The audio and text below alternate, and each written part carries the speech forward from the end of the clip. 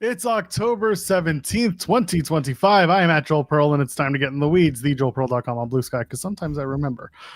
Fabulous Friday, but it is rainy and overcast in the city of Toronto, so clearly it's going to be just one of those days. Jeremy Lambert is here, 2000 Bret Hart, celebrator Jeremy Lambert. How you doing, pal? I'm well, busy as always, but I love what I do and more wrestling this weekend to cover. So gotta just man up, as the Briscoes say, and deal with it. You know, for the record, I agree with your 2000 Bret Hart best year take. The man came in, made a butt ton of money, did not have to do much to earn it. Yeah, good on him. Yeah, he earned every penny of that by doing next to nothing. Good for him. 2 matches, that's all you need.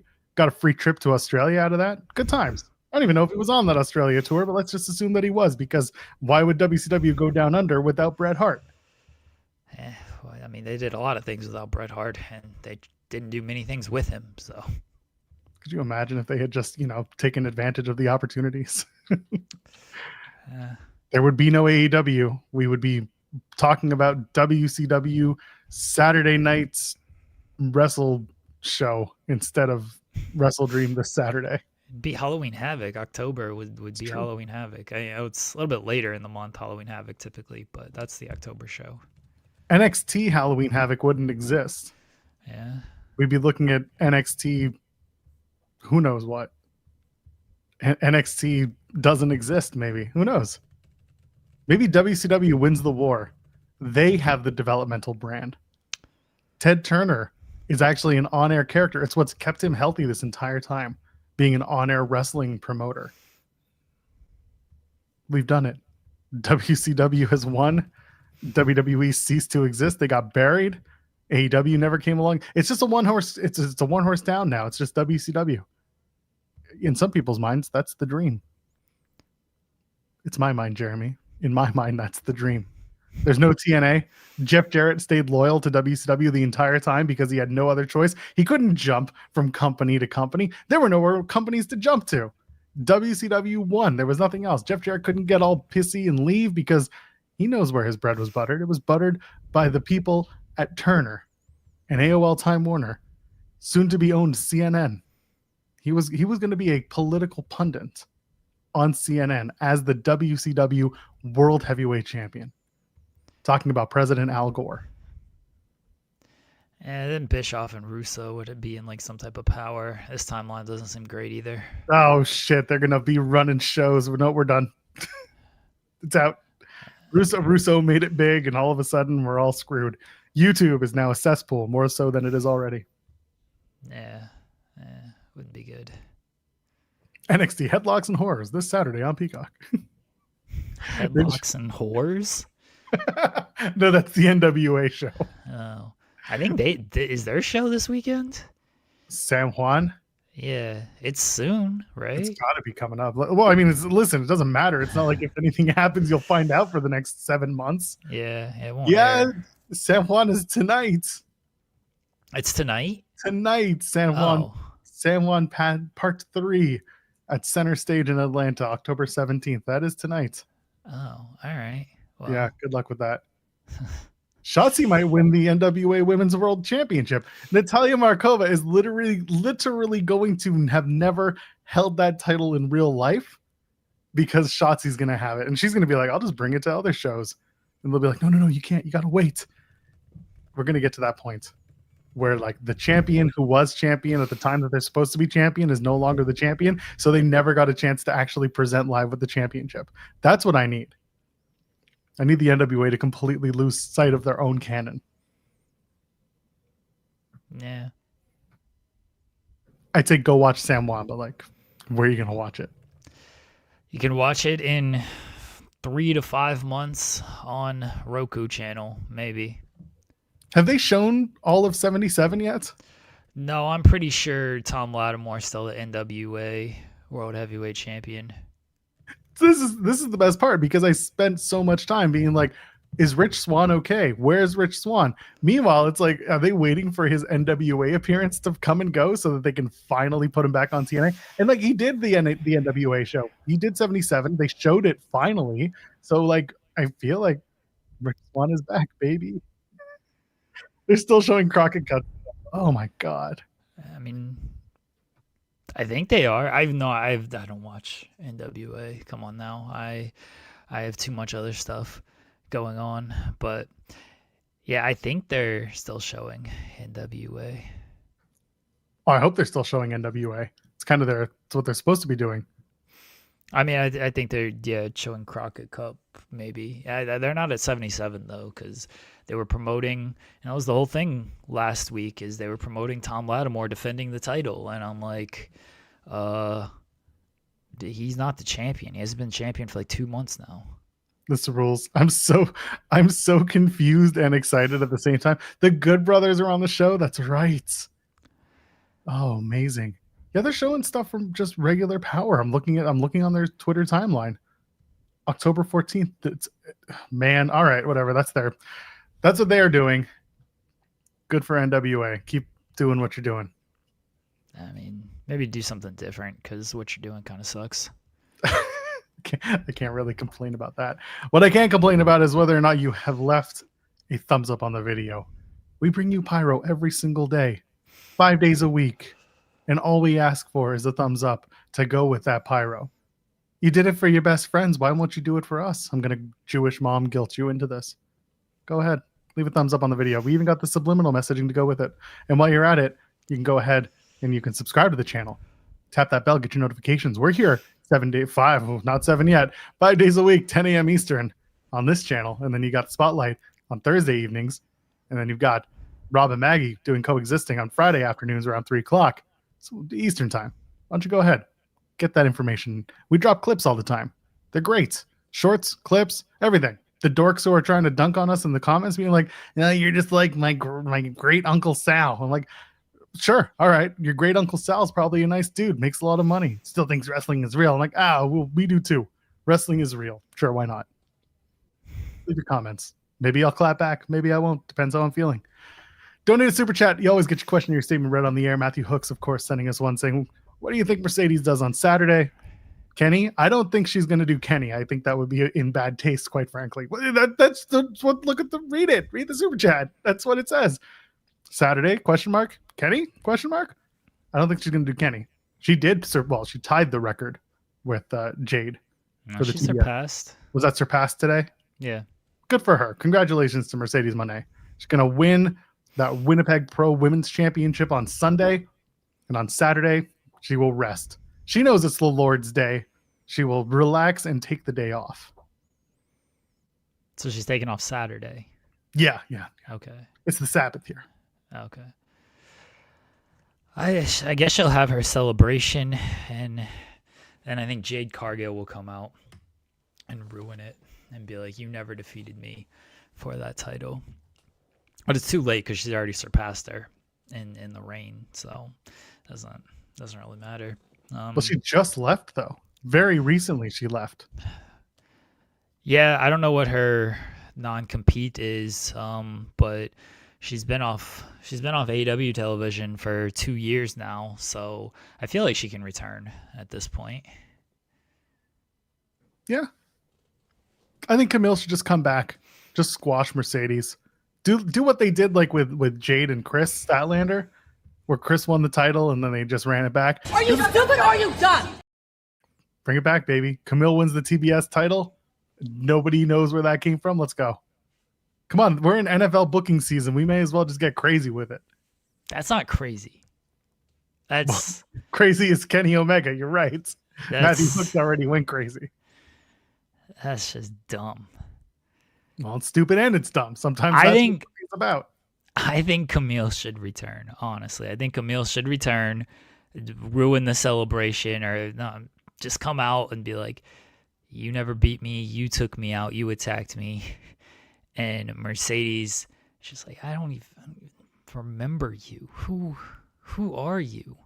What's the Mad Men meme of I don't think about you at all? Yeah, I don't think about you at all. Yeah. And then Camille like tries to hit her, and Mercedes ducks, and she hits her with the backstabber, and then Camille's just dead again in the ring, and Mercedes just continues the celebration. She does like the CEO dance over Camille's dead body, and then they scrape Camille out of the ring, and then she's like really never seen again. 13 That's in the how I would chat. book it. Look at 13 in the chat being like Camille's the same caliber star as Chris Statlander. So by that logic, in a year, Camille should also be the AEW World Women's Champion. So I see where you're going with this 13. You're right.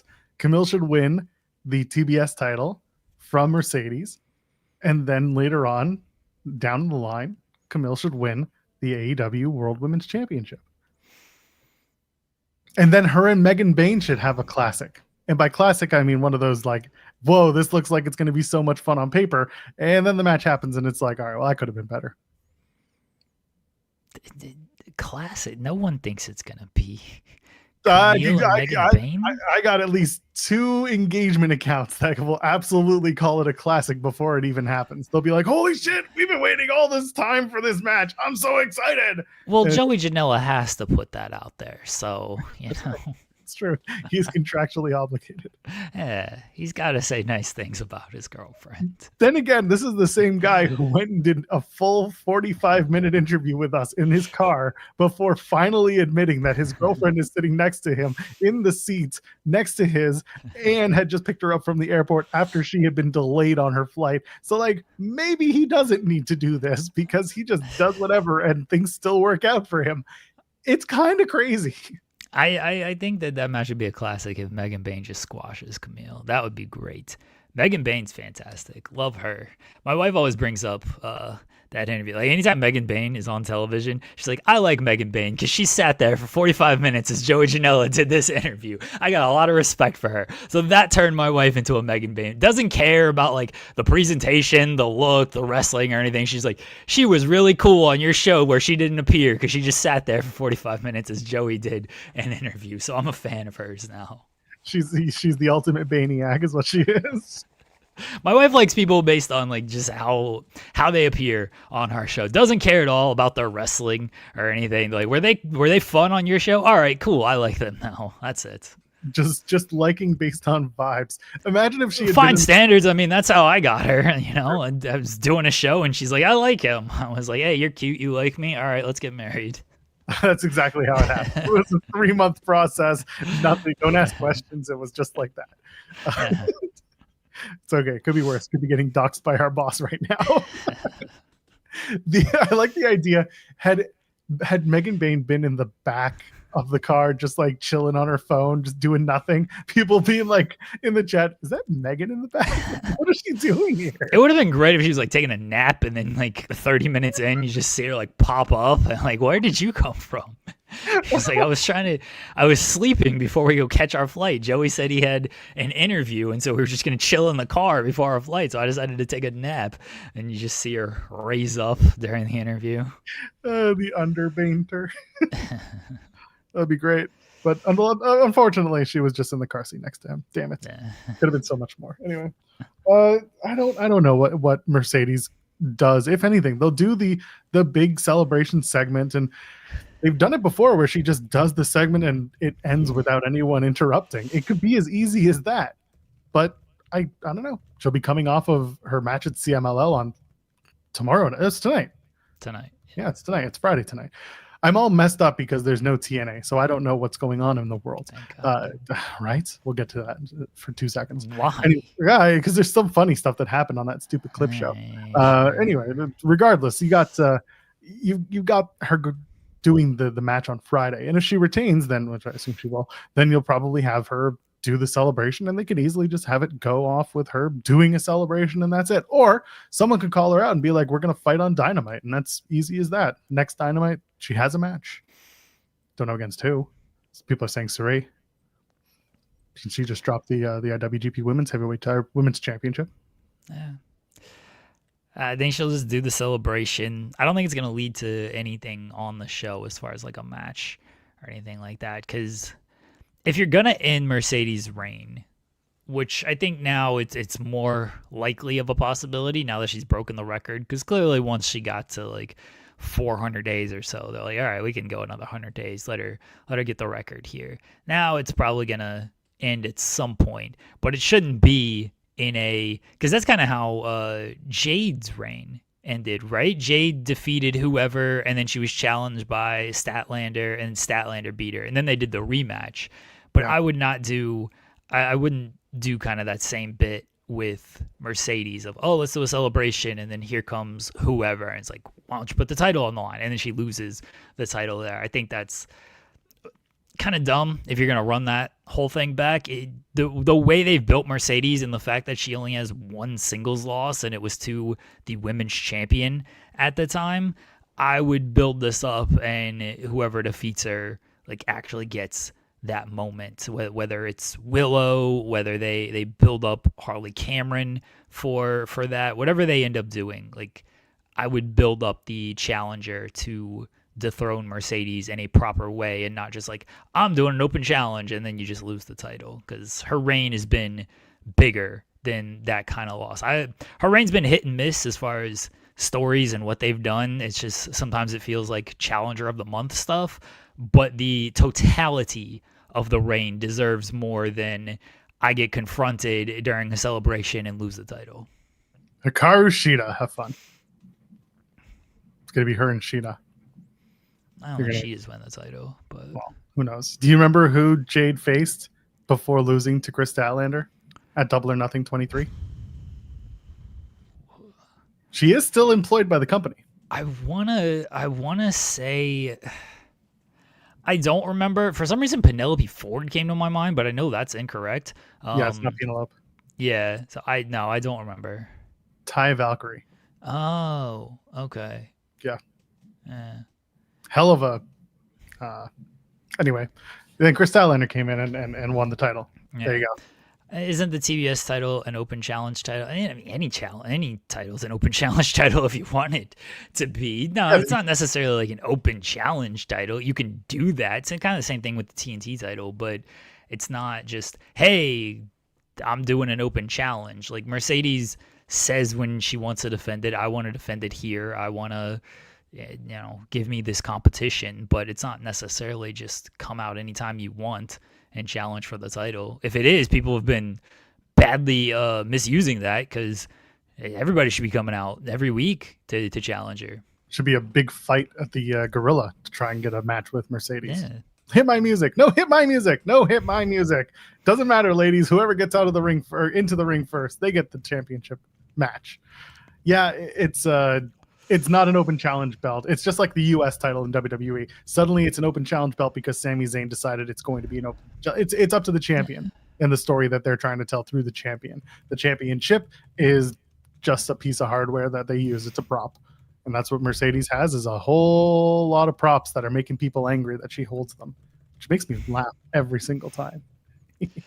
Yeah, I think she's going to continue to, rack up time. I mean, she's going to win a title on Sunday, and I don't think she's going to, just immediately start losing all of these titles because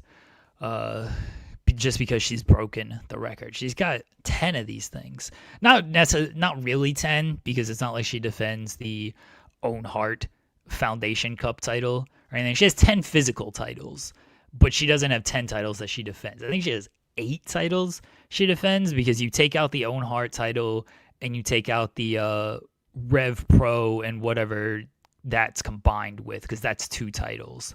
So I think it's 8 titles that can be like defended that she has. They should, and this is an idea that I heard that I fully endorse. They should have how many titles does she have? She has 10 belts now. There's 10 total, yeah.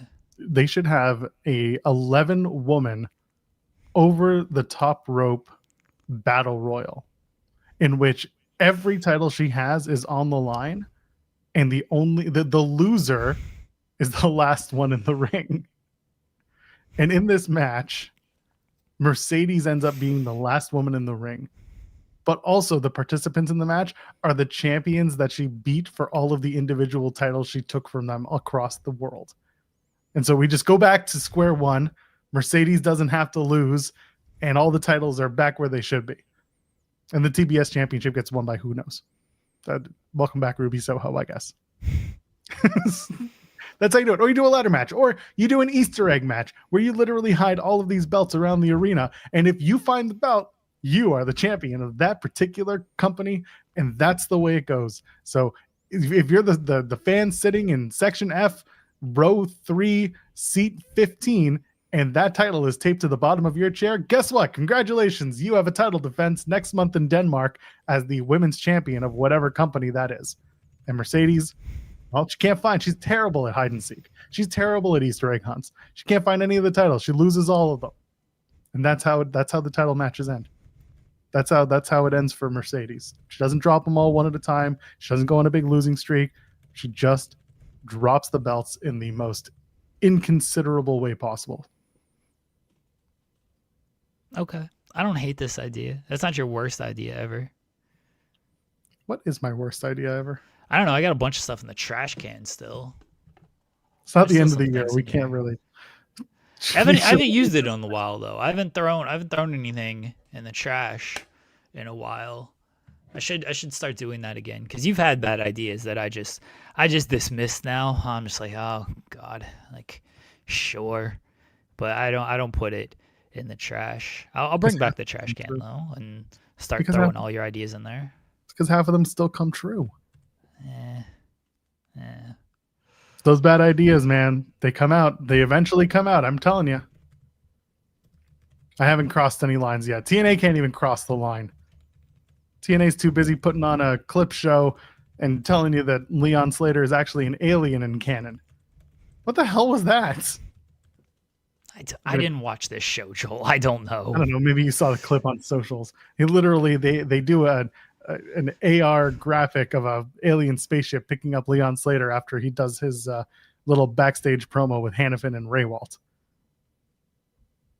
The implication here is that when they go to Florida, there might be ICE agents waiting for Leon Slater, the alien. Okay. It was just a bad episode. Listen, I didn't watch it. I was doing between two beards. I don't know what we're doing here. I don't know what the point is of TNA for the next month. It's just a show. They're doing the Fade to Black special next week. I didn't watch it. I'm not gonna pretend to care. I didn't watch clips because I don't care about these interviews, because you're not doing a live show for another month. So whatever you do on this show is gonna have no actual bearing on whenever you return. You're never gonna reference this stuff again. You're just here to fill content and fill obligations, and in a way just kind of pop yourself and do random things. I don't care. So no, I didn't watch it. I have no idea what you're referencing right now. I hope everybody had fun. I don't know if anyone really had fun doing a clip show. Did anyone watch it? Chat, did you watch the clip show? That's what I thought. I don't care how behind y'all are. None of you watched clips. I was watching the Avs game last night, 4-1 Avs over the Blue Jackets, still undefeated in regulation, and I was watching the Unk Bowl between Rodgers and Flacco, Browns and Bengals. That was a great game as well. I watched some Love Is Blind as well. That was really fun. We caught up on the new episodes of Love Is Blind, and yeah, that's what I watched last night. Jays are tied to 2-2. Sends one in a shootout. Yeah, the Jays. That's been good. That's been a good series. It's 2-2. The other series sucks. It's 3-0. It might end tonight, but the Dodgers are just. I picked them to start the playoffs, even though they came in a little flat. I'm like, yeah, they just got too much talent. They won last year. They'll figure this out in the playoffs, and so far they've really figured it out. But the Jays and Mariners have been good. Hopefully that series goes 7. It's gonna go at least 6, which is nice. But 2 series, that's been good. And then yeah, football was on, hockey was on, basketball starts on Tuesday. I don't care about this professional wrestling stuff right now. What are you talking about? There's a pay-per-view on Saturday. You gotta somewhat care about that if they care about it sometimes. Yeah, I gotta watch that. I gotta watch the pay-per-view on Saturday. I'm looking forward to it. It's a good show. It's a good show on paper. But also the Avs are playing on Saturday night, so that's gonna be part of my watch as well. I got multiple screens. I can figure it all out, but I definitely was not watching. I barely watch TNA like, when it's a new episode. I have to pay attention to it. I'm definitely not watching some clip show with interviews and whatnot. There's way too many other important things going on in my life. Like a clip show. No? All right. Well, I tried. I wasn't going to watch the clip show. I didn't. I saw the clips on socials and I just said, all right, I missed nothing. And then they're going to show the Fade to Black. They're really giving me a forced month off. That's fun. So there you go. Forced month off. What am I going to do next Thursday? No idea. Maybe the Jays will be a little further on in the playoffs.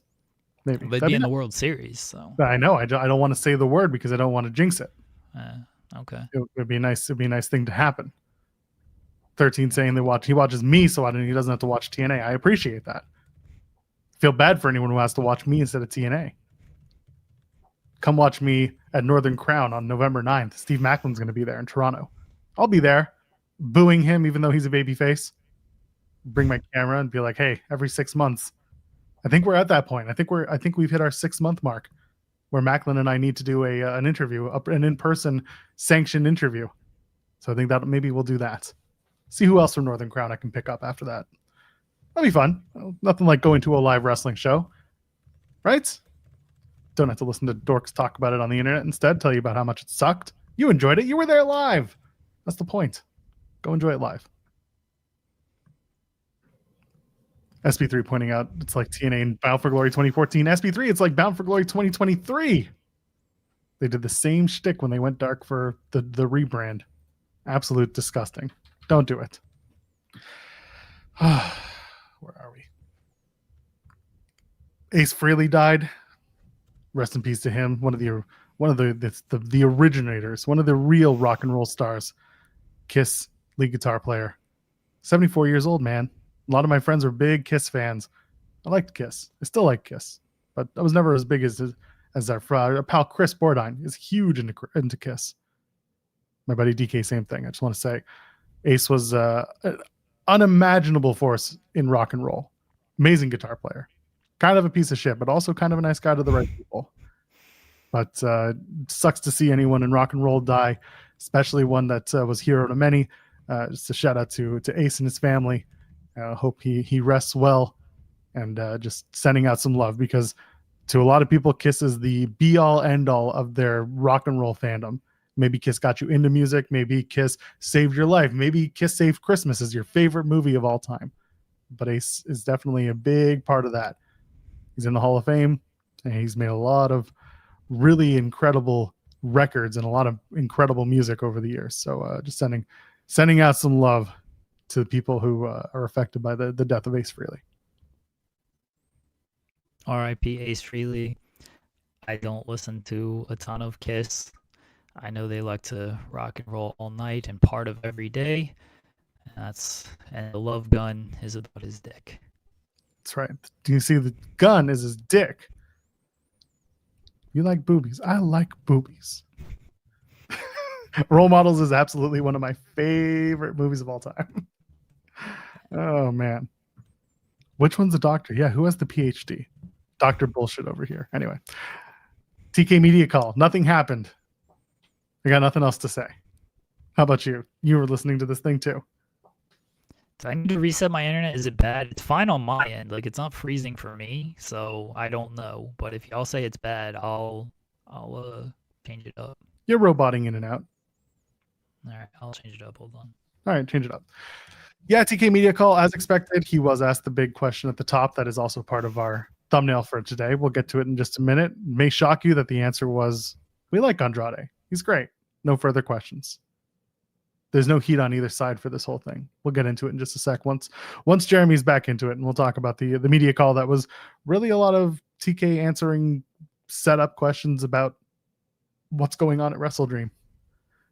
I was kind of expecting him, when asked about the Inoki tie-in, to give something, but he was just like, no, we love Antonio Inoki. We're going to continue to give you pieces of his legacy at WrestleDream. And I was like, but that's it. He didn't really give you much in terms of the Inoki answer, which I was hoping he would.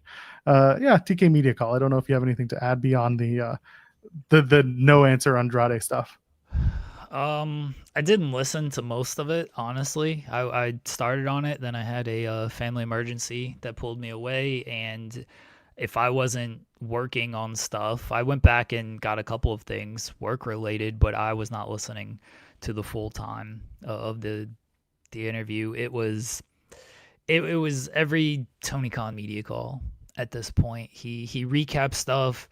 He doesn't give a ton of information. I understand there might be legal stuff when it came to Andrade, so you can't say really anything. Fine, that's what we all expected, honestly. And everything else, again, there's just Tony ain't giving you much. He recaps what happens.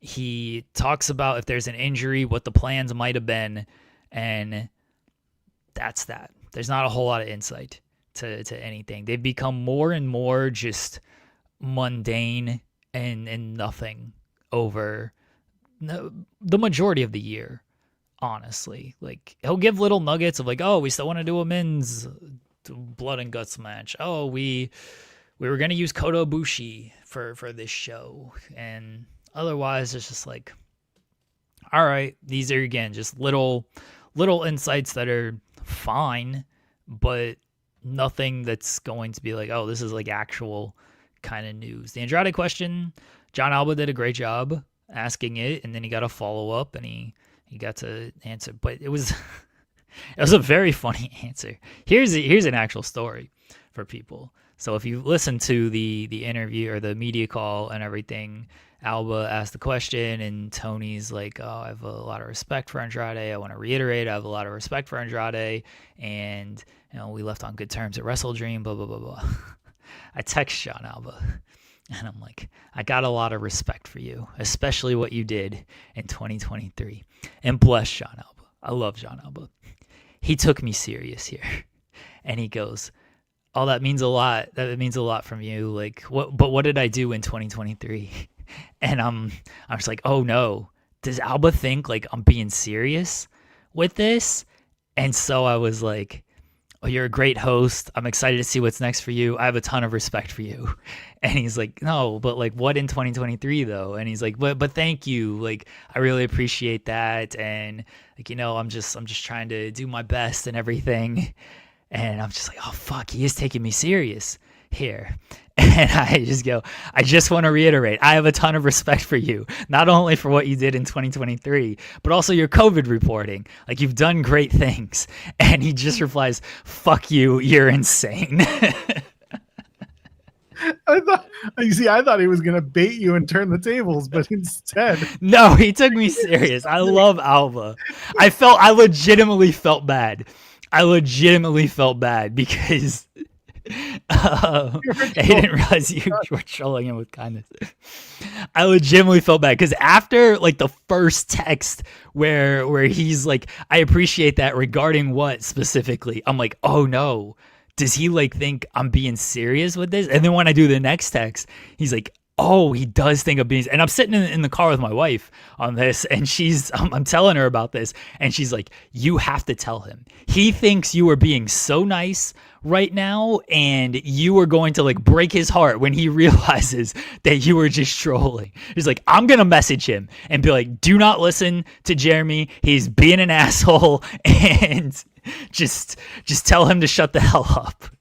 And I'm like, oh, I felt so bad. But once I hit him with I want to reiterate, I have a ton of respect. He got it. I feel I did feel very bad that like Alba took me serious on that, because I was like, oh no. I do love John Alba. He does do fantastic work. Like he always asks great questions. He's always trying to get an answer. He does great interviews. I've told him this. I think the Matt Hardy podcast is legitimately good. It's one of the few wrestling podcasts that like I enjoy from a non-work perspective, and John's a great host on that. I can't help but do my dumb bits and try to just pop myself, because that's what it's all about. And I do feel bad that Alba took me very serious on that.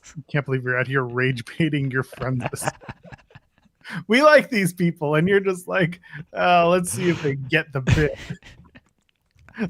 let's see if he understands. I don't think here's my issue. I don't think anybody should like take me serious with this stuff. Like, I assume everyone knows that I'm just being an idiot and doing a bit. And so that's that. So when people like actually take me serious on this, I do feel bad. It's like, oh no, I'm doing a bit on this. And then I'm like, I gotta tell you, and hopefully at some point you'll get the bit of like, oh yeah, Jeremy's just being himself on this stuff. But I don't expect anyone to take me serious. This is why we do this show. I don't want to be taken serious when it comes to this. That doesn't seem any fun as well. Your defense is no one should take you seriously. Yes, that's my defense. I'm victim blaming John Alba for taking me serious out here. That's exactly how we should be approaching. You got any 5-star matches while you're here? Like, Jesus Christ. Oh, I love it. You guys didn't talk about that hilarious bully quote from the other day? Oh, who cares? I know, but that's just my favorite thing ever. Him just being like, it was a 5-star match because the crowd was into it. And it's like, all right, by that logic, Leon and Javon Slater was a 7-star match. Let's go. Oh yeah. John Alba, you should always take us seriously. If any of us reach out to you, we're being fully serious. It's never a bit. That's what you need to know. Like every time I message John, I'm typically like just fucking with him unless I'm inviting him on the show or something. So I just assume he's not taking me serious on this stuff. But I do sincerely apologize that he thought I was serious and was being nice too, because I do love John. Like I am being serious when I say he does great work and I appreciate what he does. For the context of those text messages, I was not being serious. Like from now on, just call him a piece of shit from now on. I can do that. That's just me. I don't want to be mean. Well, you got to balance friends. out. You got to balance it out. If you're going to be nice and they think it's mean, then you got to be mean, and they'll be like, "Oh, you're so sweet. Bless your heart." I don't want to be mean to my friends. That's not nice. Like I want to praise them, but I want to praise them in a joking manner that they should be like, all right, yeah, Jeremy's he's being kind, but what's this in service? It's in service of he's probably just laughing here. That's fair. You know what? You're always too nice to me that I just think you're always being mean to me. That's what I've come to assume. That is the bit. You don't actually like me. You just hate me, even though you're nice to me. But when you're actually mean to me, you're just mean to me. You don't actually like me. That's the way it goes. There's no flip for us. It's just you always don't like me. That's okay. Fair. But fair? What the fuck? All right. No, that sounds about right. Yeah, that's all right. Okay, fine. Yeah. At least I know that if one of us goes to the other show, we don't have a 1-year non-compete on our hands. Maybe I might. I don't know the language of my contract. That's true. I don't have a contract, so I'm free to go wherever I want as long as I'm paid to do it. This Andrade story is hilarious and crazy all at the same time. Shows up on Dynamite's 6-year anniversary. Cues up what could have been some sort of feud with Kenny Omega. And we never see him again. People start asking questions like, hey, why was he just pulled from this match against LA Park? Hey, what happened to that show in Puerto Rico that he's suddenly not on? Hey, what's going on? Why is he? And like speculation was naturally moving towards one thing. And then it turned out that the non-compete clause that exists typically in wrestling, which is really a kind of a 90-day payoff guarantee that you don't go somewhere else, but we're still going to pay you for the time. that was allegedly not understood to be part of his departure.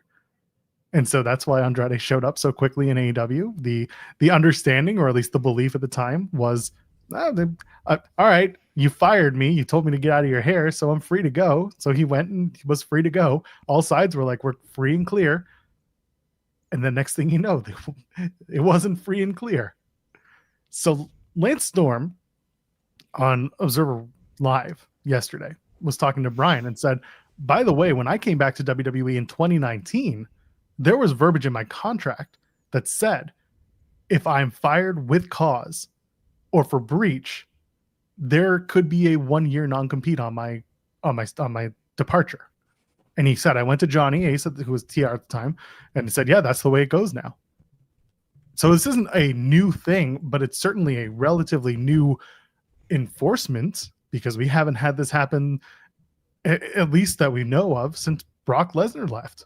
And that was a whole situation that ended with, and that was even different, because Brock, it was a long-term, you can't fight anywhere for anything, for any reason, after leaving WWE, and he took that to court and he won. And as Sean had mentioned in Select, it was he turned the F5, became the verdict, which was a great troll. So I don't know how this plays out. I know people have said if this is taken to court, it could get thrown out, but it's a very strange situation that Andrade could be facing a 1-year non-compete attempt at enforcement by WWE after showing up on the rival company. I'm not a lawyer. I don't know. I have watched a lot of Better Call Saul in the past couple of months here, but I don't know how this is going to end up going. I don't know what's enforceable, what's not enforceable. I know Sean posted language of the contract. Let me pull that up, and so I can read that out. And I might even, if I can get the screenshot and load that up, I'll put that on the screen for everybody as well. All right. You read, I've got the screenshot. Okay. All right. You load up the screenshot.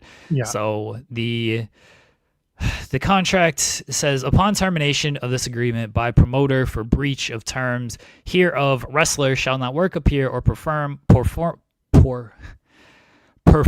in any capacity for any professional wrestling, sports entertainment, mixed martial arts, and or ultimate fighting organization, promotion, or entity not owned or controlled by promoter or any affiliated or subsidiary company therefore of in the United States for a period of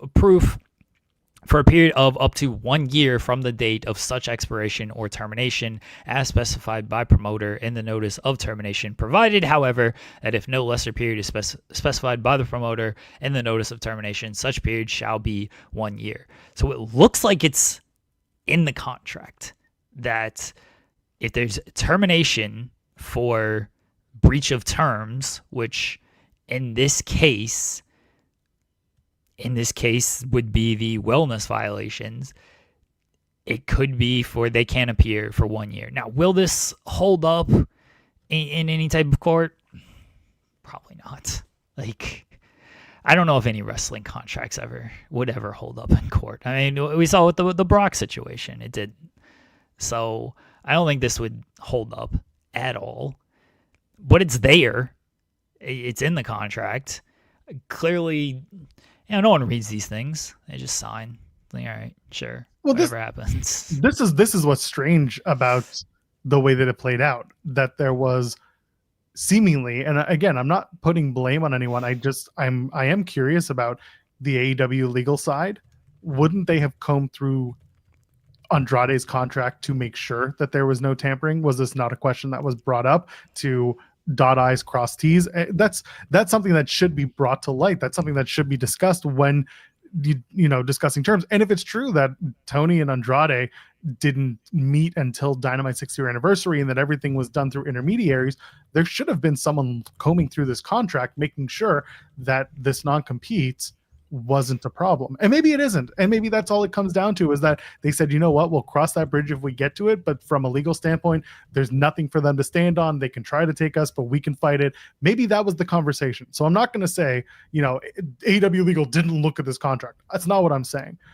I'm curious from the legal standpoint what AEW legal saw that did or didn't persuade the decision to go with Andrade on the show and move forward with his employment with AEW. So that's the curiosity on my point.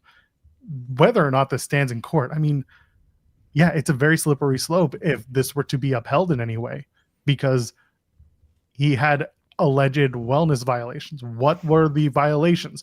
Was it something related to the use of drugs not allowed in the wellness code? Was it that he didn't show up to do a test, which is something that amounts in a strike? What was it that caused his termination?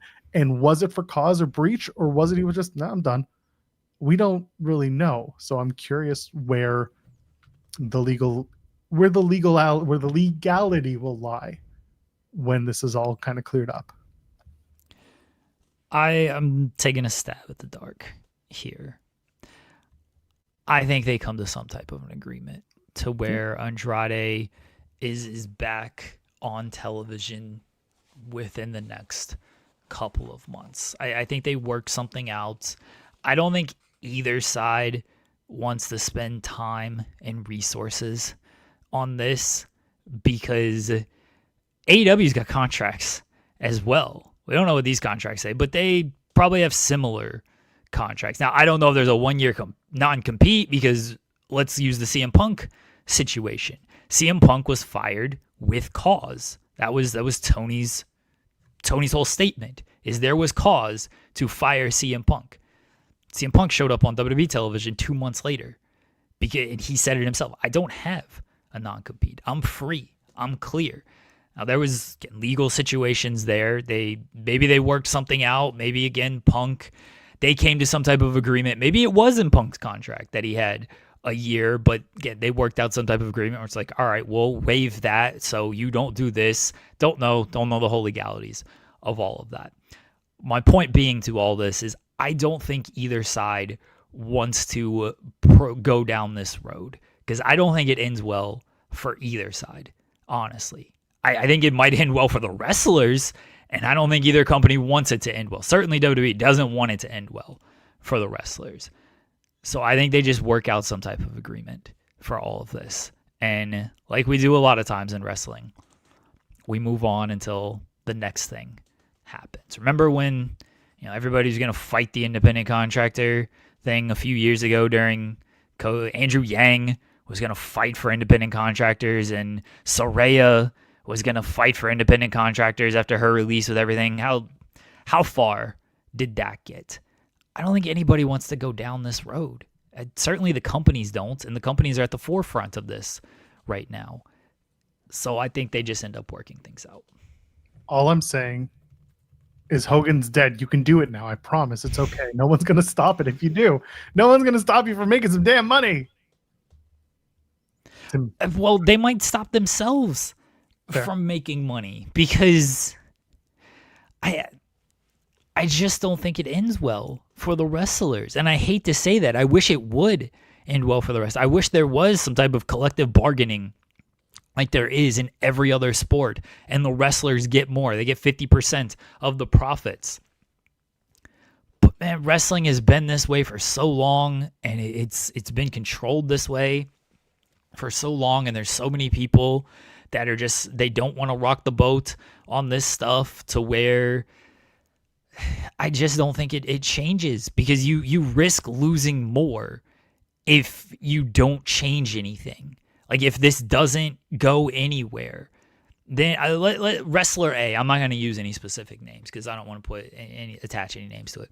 Let's say wrestler A actually just tries to fight this and says, all right, these contracts are bullshit. We're going to fight in our whole power to do this. How long does that take? Years? What if it doesn't work? Wrestler A ain't getting employed anywhere again. It might get independent dates, but they're already working independent. You've boxed yourself out of working for the major company now. And look, maybe they don't want to. There's so much history with wrestling, and when it comes to situations like this, it ain't great history, but there is so much history and so much of the same thinking with everybody that no one wants to step and rock the boat. It could have happened when Jesse Ventura allegedly wanted to do it and Hogan shut it down because there was less to go on there. Now that was 40 years ago. So there's far more that is just embedded in the culture of wrestling that no one just wants to do. And I hate to even say this. I hate to bring up this point because I don't want to get political or anything. But look who WWE has ties with everything. Yep. And you don't want to you don't want to go down that road because it's probably not going to benefit you in the end. Maybe in 3 years, 4 years when there's a regime change, maybe you start to do, but that's 3-4 years down the line. But there is no real benefit for you to try to go after the company and be like, nah, these contracts are bullshit. Independent contracting is bullshit. When WWE is WWE and they have direct, this ain't like, oh, Triple H and people at the top are just like tweeting nice things about that. They're in the White House every single month. They're doing videos of like, let me spit the water in front of the White House. They're doing speeches and announcing policies. They have family as part of the cabinet. Like, they are very tied to what is happening in America and at the top of the food chain. You think that going after that is beneficial to you? You think that regime is going to it's going to say that and be like, oh yeah, we'll see how this goes. We'll let this play out in a civil manner. No, they're going to squash that immediately. They're going to use all their influence and power and be like, wait, you're trying to go after our friends? You're trying to go after our WWE? No, they're going to immediately kiboshed on that. It's not worth it. It's just not. We have a super chat from Tim McFall. Says, I can't imagine WWE would want a chance at court weighing in on a private contractor contracts, let alone Discovery. It'll get settled for sure. Going back to what Jeremy was saying, there is truth to both sides here, that you're going to start seeing private contractor contracts show up as readable. Then you might find some more information that WWE doesn't want you to know about the contracts. However, if they're so far in bed with the administration as they are, then you might not see it. And it might just be an open and shut case, and that's it. And it's 1 year, and that's the ball game. But we also don't know. Like, yes, hooks are in, but how deeply in their business would they get? You know what I'm trying to say? How deeply involved in this particular issue do you think the government would really want to get on WWE's side for a singular wrestler having a non-compete? Is it worth the time and effort to do this? Well, it's not going to be a singular wrestler. Like, if this happens, it's going to have to be more people. And I think they would get involved because it would change the industry on things. Like, if you really fight all of this, it would change the industry of how these contracts work. And that's going to, again, take time. That's going to take a lot of years probably to do all of this. But yeah, I think at some point they would get involved. Tim mentioning WWE doesn't want to do this, and this comes out and Discover. I don't think AEW wants to do this either. Look what AEW is trying to I don't want to say redact, but the information they don't want out there. Yeah, the Tate twins and Kevin Kelly story/lawsuit. That was another good example of this, where they didn't want very simple information out there for whatever reasons. There's that. I'll even give you a lesser example of things. I'm going to pull it up to make sure I get the wording correct here. But it has to do with the all-in ticket sales with everything. And how AEW, this is from WrestleNomics again. Let me get the correct wording. So I'm fair to AEW and I'm fair to Brandon Thurston and his story with AEW not wanting certain things out there as far as the information when it came to All In. Let's see here. Full language, my blah blah blah. And talking about merchandise. Okay.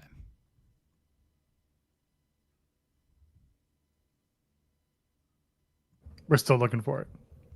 Yeah, sorry everybody. Again, I want to get the wording correct on this, and again, I want to be fair to the actual story on here. Start using AI to book this show. I don't want to do that. Why? WWE's doing it. Why can't we? Okay.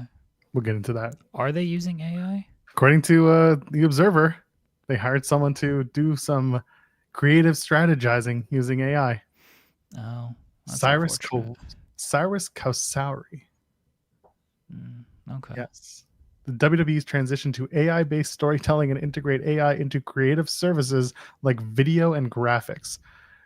Gross is what that is, by the way. I mean, yeah. Yes. Don't know why that's... I mean, I understand why that's a thing, but good Lord. So much tentacling. I don't like it. All story. Oh, okay. You got it? You got it? Yeah. So AEW wanted arbitration and confidentiality clauses with city-owned esports stadium to not publish or disclose attendance figures, turnstile counts, drop counts, ticket numbers, revenue, box office receipts. This is very minor on things, but AEW didn't want that stuff out there when it just came to attendance figures and turnstile. Like, these companies don't want these contracts and numbers and figures out there because they want to protect themselves and they don't want to open themselves up to this. So Joel mentioned the Tate twins. Like, they wanted to keep the contracts. It says in the legal when it came to this of like, hey, if we like open this up, then that kind of gives like our competitor, like it puts us at a competitive disadvantage if people can read what our contracts are saying. So we need to keep this information sealed up. So I don't think AEW wants to do anything of contract discovery. That's why I think this whole thing just ultimately gets settled, because I don't think WWE wants it. I don't think AEW wants it. So how do we come to an agreement to keep it just, all right, this happened. It's a blip on the radar. Can we get Andrade back on television? I apologize it took me so long to find that. No, but it's a good point to make, and it just adds to what we were talking about. It's going to be a very strange story to follow, and it's already been a strange story to follow because this is in some ways unprecedented. We haven't had a contract terminated that then immediately wound up with the talent going directly to the competition first thing. We haven't done this in a long time, especially with these contract terms. So it's gonna be a curious fight. Do they find a level playing field, or not even a level, but just some middle ground, or does this go further than expected? Well, again, we don't know, because I mentioned the CM Punk stuff and how that got fired with cause, and then 2 months later he was on WWE television. Ricky got his release, and a day later he was on television. Maybe there was no non-compete on that, and maybe Tony was just like, whatever, like, we weren't using you anyway, go do what you need to do, make your money. And it was amicable in some way to where, again, there was no non-compete. Clearly there was nothing there, because he was on television like the next day, the next week at the very least, after he was removed from the roster on the website. Okay, we don't know what these contracts say. Sean's got the language on the 1 year. We don't know how enforceable this stuff is. The two companies got different contracts or different terms when it comes to things. And I don't think anybody wants that stuff out there. They don't want, and they certainly don't want to go to court over it and put it out there even more when it comes to this. Yeah, the AEW stuff with who shows up on TV when after their release seems well, obviously different from WWE. It is another strange situation because, like you said, Punk was on TV in 2 months. Ricky was on TV in a week, less than that. And you had Penta and Phoenix as two others that showed up relatively quickly after their independent releases from AEW. So, on the other hand, when WWE does a release, their contract has always been, we'll pay you 90 days and then you go where you want. This is, again, coming from the WWE side of things. This is the first time we're really seeing the potential enforcement of a longer non-compete. That's the question: is how long does it sit? Will it sit for? Will they just say, okay, 90 days, fine? We're just not paying you for 90 days, and then there's no harm, no foul. Andrade's like, well, I'm already getting paid by these people, so we're good. Or does it become longer? Does something else happen? Does it become 6 months? Does it become 1 year? That's the bigger conversation, is from the WWE side. What happens? They could find a way to fight it, or they can just say, all right, fine, whatever, just go do your thing, I don't care. Basically how they fired him. All right, just go do your thing, fine, we don't care. Just not that.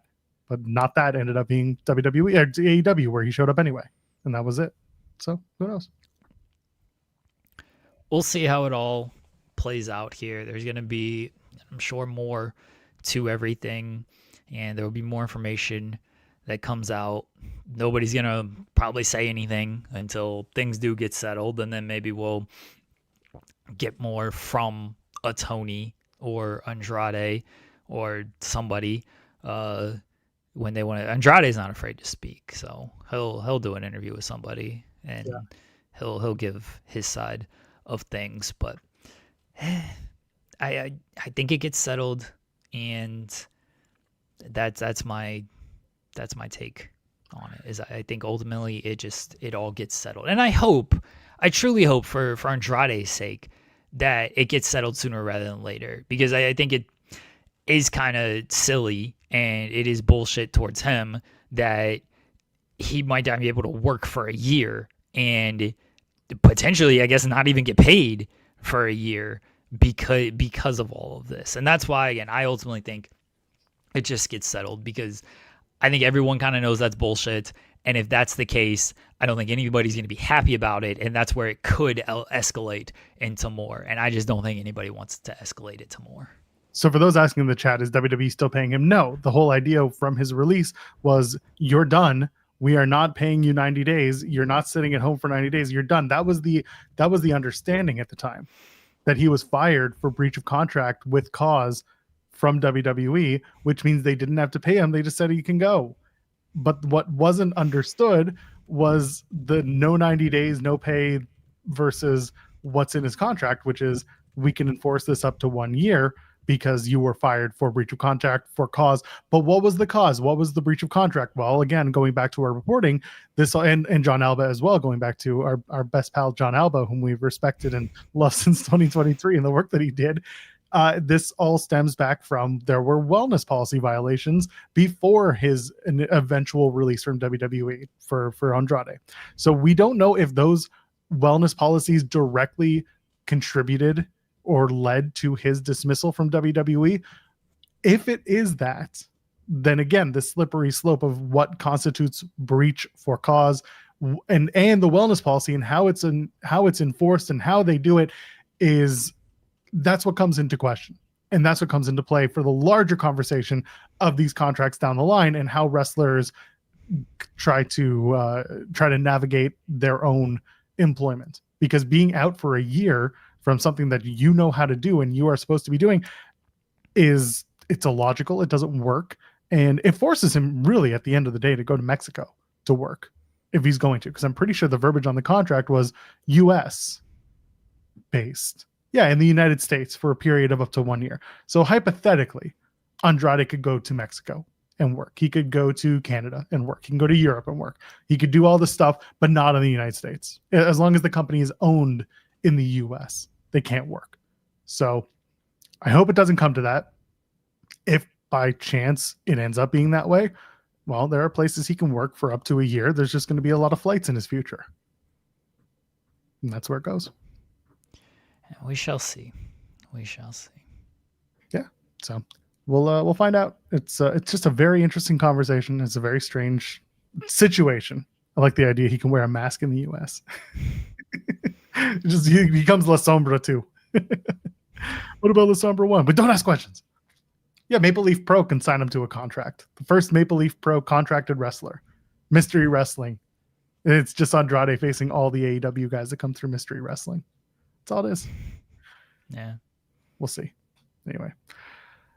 It's a very, very strange situation. They should just put him under a mask. Honest to God, they should just put him under a Cyclope mask and just go to town. Nobody knows it's him. Pay him under the table, cash only. Go 90s lucha on them. Just have fun. Just don't wear let a him mask, slow down his style, just wrestle the WWE style in AEW. Just, he can't do the double moonsault. That'll give it away too easily. So cut that out. More headlocks, more chin locks, more destroyers and super kicks. Everybody does that stuff, so that's fine. Cutters. You got to do a cutter in there, and then that's it. That's all you really gotta do. Yeah, and walk the ropes once or twice so that they think you're actually, one of those other guys, but it turns out it's actually still Andrade. It's perfect. Start doing the Commander ring rope walking. Yeah. Calling you Commander 2. People are saying El Clone Dos. No. We have El Clone Dos. His name was Hologram. He's injured. We hope he comes back sooner than later. Can't do the back elbow. The thing is, that move rules. He can pay homage to these people. He's just paying homage to his very favorite La Sombra character. That's all. That move rules too. I love his little drop back elbow where he kicks and then runs into it. Yeah, that's a sweet looking move. He hits that thing really nicely as well. He's smooth with it. Yeah, that's true. Yeah. Telling you, man, you can do it. There are ways to get around this. You just got to pay him in cash. Tony's going to run at a deficit just to get Andrade on TV. That's the best way to do it. Yeah. Oh, man. So just going back to this WWE AI thing, I think the funniest thing that's in the report is this one. Everyone's going to run with this, so just be prepared. So WWE has a contract with Writer AI, a platform. This is from Wrestling Observer Newsletter. WWE has a contract with Writer AI, a platform which has already been fed WWE content. Thus far, the AI software has come up with what one person with knowledge of the situation called absurdly bad storylines. They pitched a storyline where Bobby Lashley, who I guess AI thought was still with the company, could come back as a wrestler who was obsessed with the Japanese culture and history. Bobby Tensai. I mean, that's no worse than the stuff Bobby Lashley has pitched for himself. So it came back. It came back to the story where Bobby Lashley puts on 75 pounds and is very depressed. To which someone said, "I've heard the story before." What are they feeding it?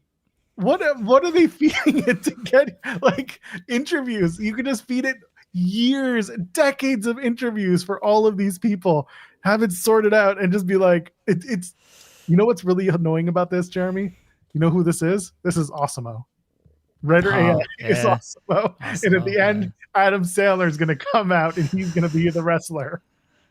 Yeah. It's.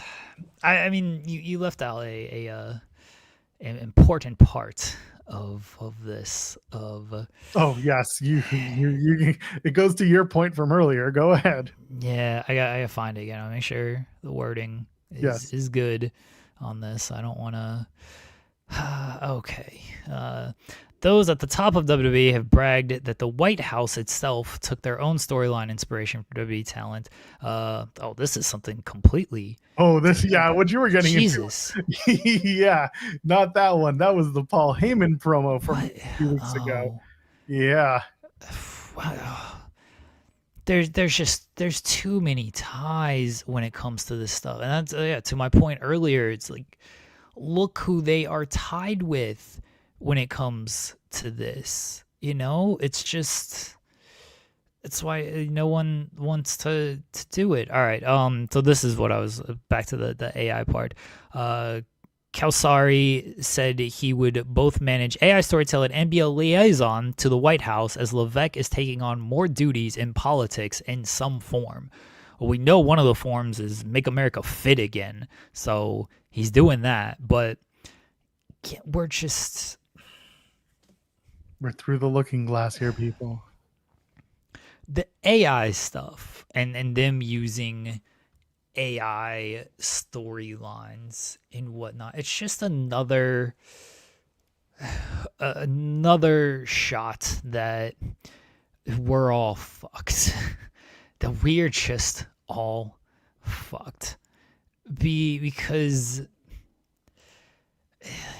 everyone thinks they can just plug into a chat GPT or whatever it might be, graphics AI. I don't know. I don't use any of this stuff. Like, everyone thinks they could just do that, plug it in, and this has the answer. We don't need to think for ourselves. We don't need to critically think for ourselves. We don't need to actually put in work to do for ourselves in 2025. Computers, robots will just do it for us. Do I think there's some value in that for certain things? Sure. I think you can find inspiration in that. I think you can get some cool prompts out of that. I use some AI when I do shorts. The auto captions. I use AI on that, and I clean it up because their spelling isn't great, so I try to make sure I get the names correct at the very least. I'm sure I still miss some stuff, but I at least try to do that with things. But we've just lost the ability to critically think right now. And they got 500 writers on staff. I assume now they'll maybe have 100 writers on staff because they'll just plug everything into the AI and like, hey, spit out your idea of what we can do here. And they'll take that.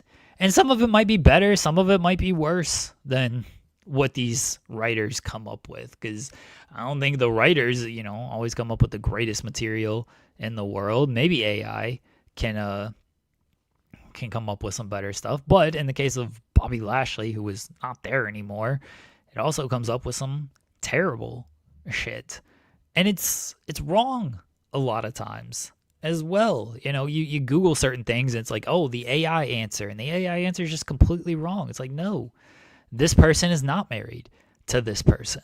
No, this person has not won this championship. It's just, again, it once again highlights the fact that we have just lost the ability to critically think and do for ourselves. It's lazy. At the end of the day, it's incredibly lazy to just rely on AI to tell us how to do everything. It shouldn't be this way. There are good uses for AI in life, but using it as a crutch for every single thing you do, no, that's not it. You're going to get two very obnoxious things in the very immediate future.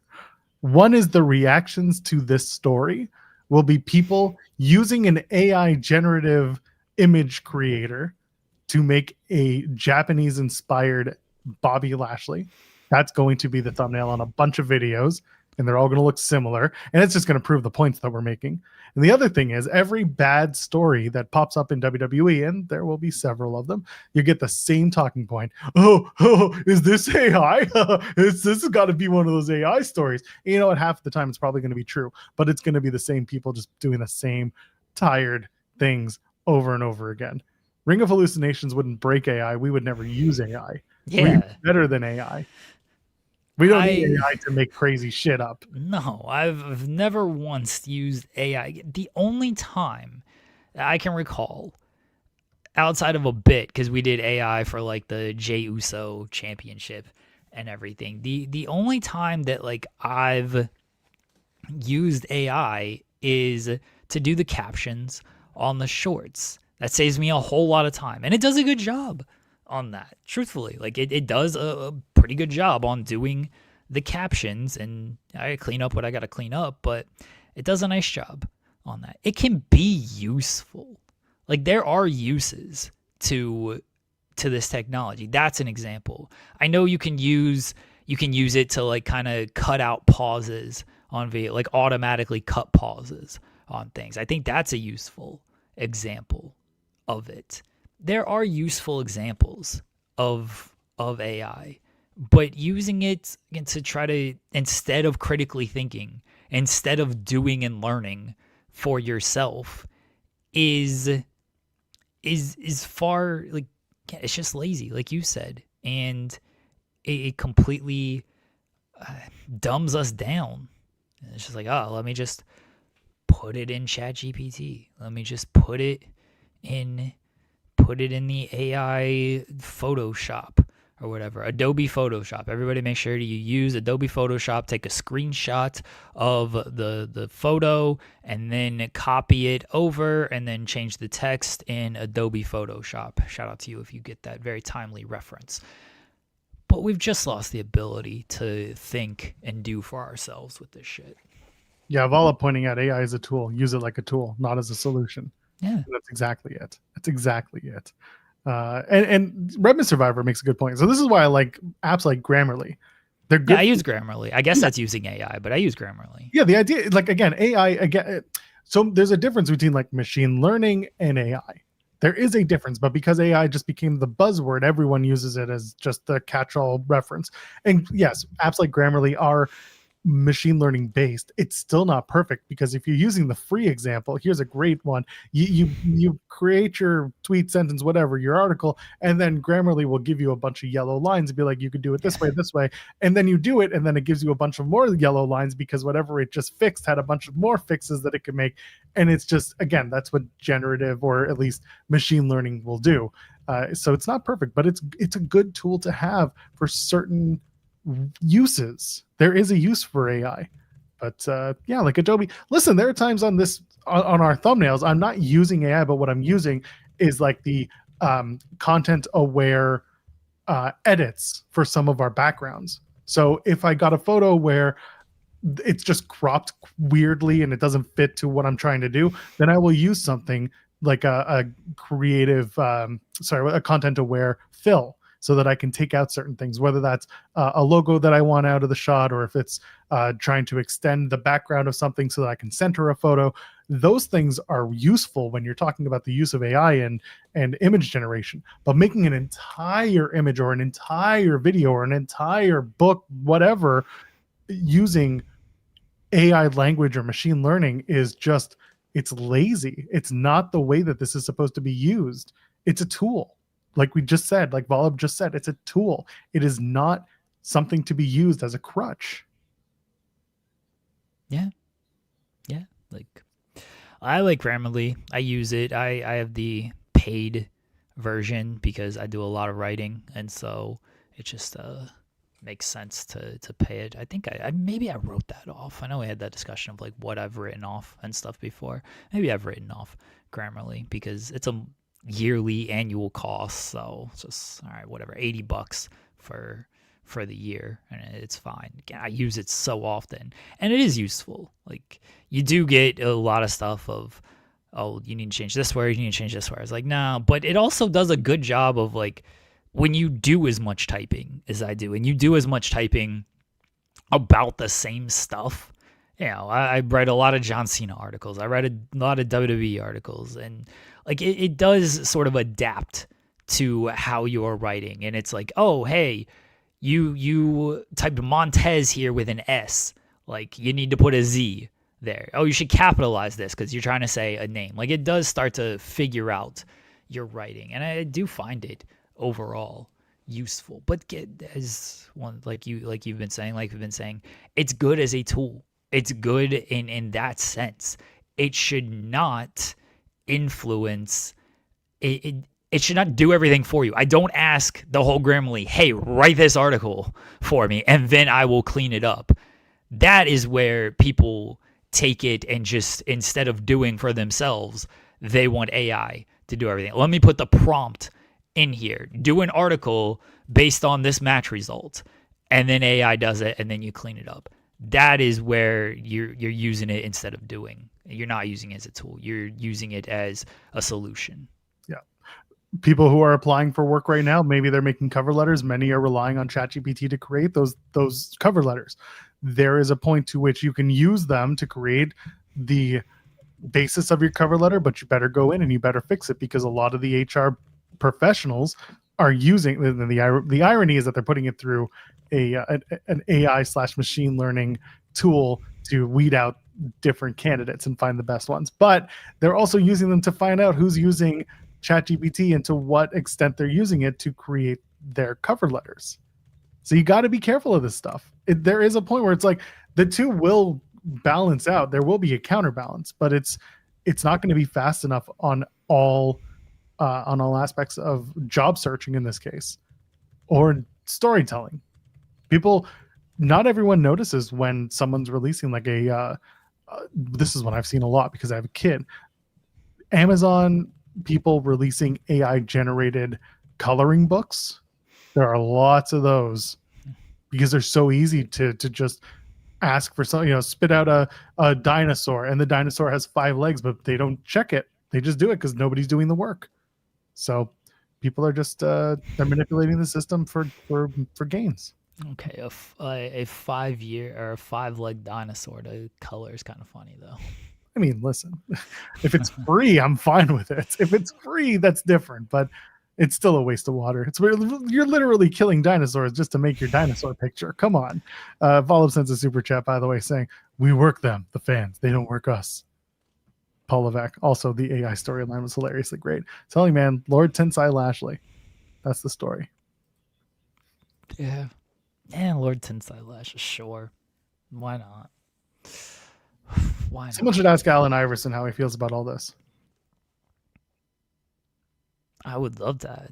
Can we get Allen Iverson on the show? I'd love to have Allen Iverson on the show. I did ask my buddy Brian Powers, by the way. I'd asked Brian to join us on the show. He works a legitimate 9 to 5, which I didn't expect, but apparently he does. That's so, yes, it is unfortunate. But we're going to try and get him on. Even if it's a taped interview, we'll do something with him soon enough. He'll be on. Okay.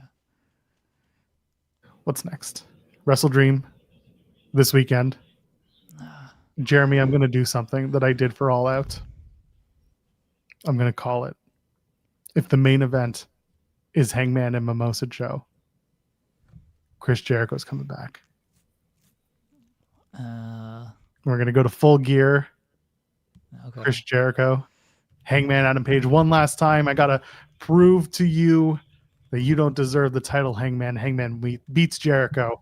Jericho raises Hangman Page's arm at Full Gear and says, "You're the man now, dog." And Jericho leaves for WWE in an AI-generated storyline in which he goes to TNA and AAA, but it's okay because at least Jericho will get that Hall of Fame induction he never wanted. But regardless, I think Jericho might come back at WrestleDream. I don't see it. If it's the main event, if that title match ends up being the main event, I think you're gonna see it, baby. I don't see it. It feels like Jericho is just he's done with things, and that's that. Do I think that it's fine if he comes back and puts over Hangman? Like, yeah, if that's his swan song in AEW, I think that's a fitting end for everybody. As Jericho just comes back, puts over Hangman at Full Gear, and he goes to WWE next year and has his AI retirement run. But I don't know if he's going to return, honestly. I just don't know if he's going to return. I don't see it. I kind of thought Toronto was their last shot at it. Like, if he was going to do it, it was going to be there. And when it didn't happen, it was just, I don't think it's happening. I think that the ship has sailed, and we won't see him back. I think you're going to see him. I'm holding on to my cope because the other cope is not there. He's working on some stuff. He's making sure his wife's okay after he caused her to get injured by the hands of FTR. Yeah. It's going to happen. Him and MJF, those are the big returns for WrestleDream. Jericho and MJF on separate planes. There's part of me that thinks maybe he does show up for the I Quit match. MJF? So, I was talking about this on Beards last night. You mentioned the on the spotlight. You were talking about like how does the match end and everything, and how could it end, and we talked about it too. And the more I thought about it, and the more, and we didn't see what. But when we were talking about it on Wednesday morning, we didn't see what happened on Dynamite. Clearly, that would influence things. I think it's going to be, if Darby's winning, he's going to choke out Moxley with the flag. With the AEW flag, because that is the big talking point. I climbed Everest, I planted the flag. You don't care about AEW like I do. He put the flag in front of Moxley. Moxley gave him the what does he call it? The Death Rider. Death Rider, yeah. What did he used to call it? Paradigm shift. Yeah, he did that on top of the flag, and the whole point of it, just like the watch for the Crown Jewel match, it is now about the flag for this I Quit match. If it's going to be Darby winning, could see him just choking him out with the flag, and that's it. And it's symbolic. AEW chokes out Jon Moxley. AEW wins the war. So what's he do? Just in the ring, he grabs the flag and just chokes him like that? Effectively, yeah. And again, I understand that look on your face, because that is, we've built it up as this big thing that it should, that they keep building up what this could be, and they keep building the tension. They can't do anything other than murder to really satisfy the bloodlust that has been this build. But I feel like if they're trying to tell the story, it wouldn't surprise me if they use that. However, there's another side to this. If Darby wins, he goes after, presumably, the world title. If Hangman's the world champion, you don't want your 1A and B babyface, white meat babyfaces, I was trying to say. Your 1A and 1B white meat babyfaces going against each other, because that's just the recipe for disaster. So something has to happen with Hangman in the interim of Darby going after potentially the AEW championship. And if that's where, let's say, Moxley wins the match because MJF gets involved, now you have MJF back in what would be the title picture, trying to go after Hangman after the fact, and then Darby would have to conquer, let's say, MJF, who wins the title from Hangman. So now we're kind of inserting ourselves into more of a top of the line story for the AEW world title. All right, let me address this finish. Sure. Can't just be choking him out in the middle of the ring like that. I agree with you. I don't disagree with it. I'm just saying that's the way they made it look on Wednesday. Okay, but you can still do the flag. I'm fine. You want to do the flag, you do the flag. But you gotta do more. He's gotta hang him up on the flag pole with the flag. You know, like he wraps the flag around his throat and then pulls them and hangs them in that way. I did pitch hanging as a potential finish last night on Spotlight. Now you throw the flag in there. That's you raise the flag and you raise Jon Moxley in there, and it's like the South Park flag. He's running up the flagpole. Yeah. That's how Moxley said I quit at All In. That's the problem. He threw him over the ropes. Yeah, he tapped out in that way. Well, this is a little bit more extreme. You know, he's lifting him up the flagpole here. Oh, that if you're gonna do it with this flag, you gotta go over the top with this stuff. I know we had this conversation earlier in the week, but I'm gonna reiterate. Everyone's expectations should be high for this I Quit match finish. And I'm the first person to tell you to always set your expectations low. But when it comes to murder and threats, like the way we've seen with these two, we should be setting our expectations high. If there's anything you should expect in wrestling, expect a good murder angle. And if they don't deliver a good murder angle, when they should, when they have teased it the way they have, then we must call them out on it. I get it. I do. Listen, I want to see some sort of moment come from this. What's unfortunate is, coming out of this past week's Dynamite, I don't know how much to expect. And it's not because Dynamite wasn't good. It was fine. It was serviceable. And that's kind of the problem, is that it was serviceable. It wasn't it wasn't a great go home, in my opinion. It feels like, and you and I talked about this on Wednesday, by the way, the idea that the third hour is just like, just throw it off a cliff. Because that's all it is. Because they look at the viewership and it's just like, it doesn't matter. So why should we care? They gave you the first segment with Darby and Moxley coming out of Collision or coming out of Dynamite into to Collision. And then other than that, it was like, all right, that's it. You don't have to care about the rest of Collision. Just you stuck around for the overrun for 30 minutes. That's enough. Now here's Megan Bain and FTR cutting a promo and then a match. And then, oh, by the way, maybe you saw Okada in the actual main event of the show. Maybe you saw it, maybe you didn't. I don't know. So they just, they made it so that you cared about the first 2.5 hours. And again, it wasn't a great go home show. So I don't know how much you can reasonably expect from the I Quit match, given how that go home was. I think they did a good job with the storytelling of the I Quit match on the go home. I thought the prison scene was good. I thought that again, having Pac go after Darby once again, and I still don't know why they never did a Pac and Darby Allin match going into the. I sat there every week being like, "This is Pac and Darby Allin this week, right? This is it." They never did the one-on-one. I guess maybe they think that that's the next logical step. If Darby loses on Saturday to Moxley, is that he's got to take out Pac because Pac's going to directly impact the finish, and then they just go back to run Darby and Mox one last time in a no rope, no rules death match. Like, I don't know how you can put up more than what this is.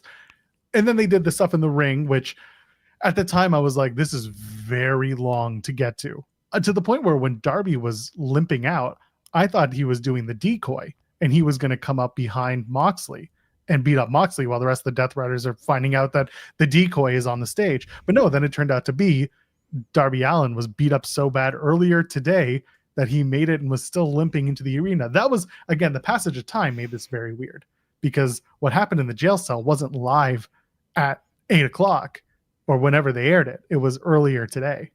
So why was he limping and bleeding into the arena at 10:30 when it had happened at another point before the show started? That felt weird to me. Well, he'd gotten his ass kicked, and then he walked to the arena. He could have taken an Uber, but he's like, no. I'm going to walk my ass here. Yeah. And we don't know how many people just punched him and kicked him on the way to the arena and stuff. So he had a long trek. He was tired, on top of already getting his ass kicked earlier in the night. Reddit Survivor saying he was hit by a bus on the way. Very possible. Very on brand for Darby Allin. Yeah, I mean, that's true. You know what I mean? Like, that could happen to Darby easily. Can't even make a joke about being attacked by a bear because there was a referee in Japan who just lost his life being allegedly attacked by a bear. So no, Darby wasn't attacked by a bear, hit by a bus, whatever it was. The passage of time was strange. That all said, I did enjoy the drama of the build. I just don't necessarily trust that this is going to be what some people are expecting it to be, a full-on murking of somebody. Why didn't they do the Pac match? I did think that was weird too, because like Pac's the reason he lost the coffin match. Pac killed him in the jail, so maybe they're getting to it. Maybe that's the match. Maybe Moxley is just a decoy. Maybe Pac was the leader all along. They're gonna take the mask off, and it's gonna be that dirty Pac. He's the leader of the Death Riders. He's got to get a haircut. He needs to stop looking like Austin Aries. Put a banana in his pocket. I said it once, say it again. He's gotta get a haircut. He's gonna bring the Opera Cup out in the next match. Ten Rizzo sent a super chat saying, very excited with Jay White's ready tweet. People are getting very excited because Jay White tweeted for the first time since his injury. So listen, if he's coming back and he's close to coming back, great. That's wonderful. I'm looking forward to the trio of Ace Austin and Jay White and Juice Robinson going after the Ops. The gun is there. Austin Gunn is there. We'll see about that. What? I mean, he is. Yeah, but I mean, Daddy Ass could be like, come on, boys, we're leaving. No, I don't. He's not showing up at all. So he's no reason to come back. Yeah. I hope he shows up just to get written off by this Acclaim storyline. We're not the Acclaim storyline. Yeah, they're gonna need a big pop when they scissor. I don't know where they go after that, but they're gonna need a big pop when they scissor. Spoiler alert, they don't know either. They're just gonna do it, and maybe they'll go after the titles. Who knows? And they shouldn't get the they shouldn't get the titles, but you know, they're a good addition to the tag team division. I mean, they were super over. They are former champions. They're good as a team and in the ring. That's a good addition to the tag team division. I don't know again how much they see fully overall in the Acclaimed in 2025. The fact that Bowen's run lasted about 2 months and they had to just reunite him with Max Caster because it didn't work out all that well. Kind of says where they're at, but everyone's got their spot, and there's a good spot for the Acclaimed. They can be the tag team version of the Miz. Sure, but I know everyone's talking about this Jay White tweet as if it's like the next big thing. Again, I keep my expectations low here. Looking forward to when Jay White is healthy and back in it, but I'm not looking too far into the tweet. If he shows up on Saturday, great. That'd be nice. But I'll wait for now. What if he was just like watching Ready Player One? Maybe. And he just decided to tweet Ready with a question mark. Maybe it's a Siri thing. Maybe he likes to speak along with his game. Maybe he's playing a racing game, Daytona USA, and he's like, ready, set, go. Maybe he's playing Wave Race 64. Daytona. Yeah. It's groovy. It's groovy. Maybe he was just playing a video game and Siri just caught him saying words and sent the tweet out, even though you can't do that with Siri. Can you not? No, it tells you have to set up something on your phone. I have no idea. If somebody knows how I can set up that I can use Siri to send a tweet on my behalf or reply to a DM on Twitter, that would be helpful. It's fine with certain apps. But like, I want to be able to reply to when you message the group chat. I want to be able to reply if I'm out and about using my talk to speech. But use your thumbs, Joel. No, I won't do it. Still want to get you think Jimmy will expense an M4 Mac Mini for me? No. For work? No. I don't think so either. I tried. No. I haven't tried, but I will. I'll be really nice to him and then ask him. Good luck with that. Yeah, I won't dunk on him on Twitter. Not that I ever have. I just said nice things. Anyway, anything else going on with the WrestleDream that you're very much looking forward to other than the Chris Jericho return? And the possibility of murder? I think it's a good show. I am looking forward to the show overall. I hope they keep it at 8 matches, and I hope it ends at a reasonable time, and I hope they don't do a press conference. That's what I'm looking forward to. I'm looking forward to Stat and Tony. I think that'll be a really strong match. Yes. And I did like the segment on Wednesday. So, really?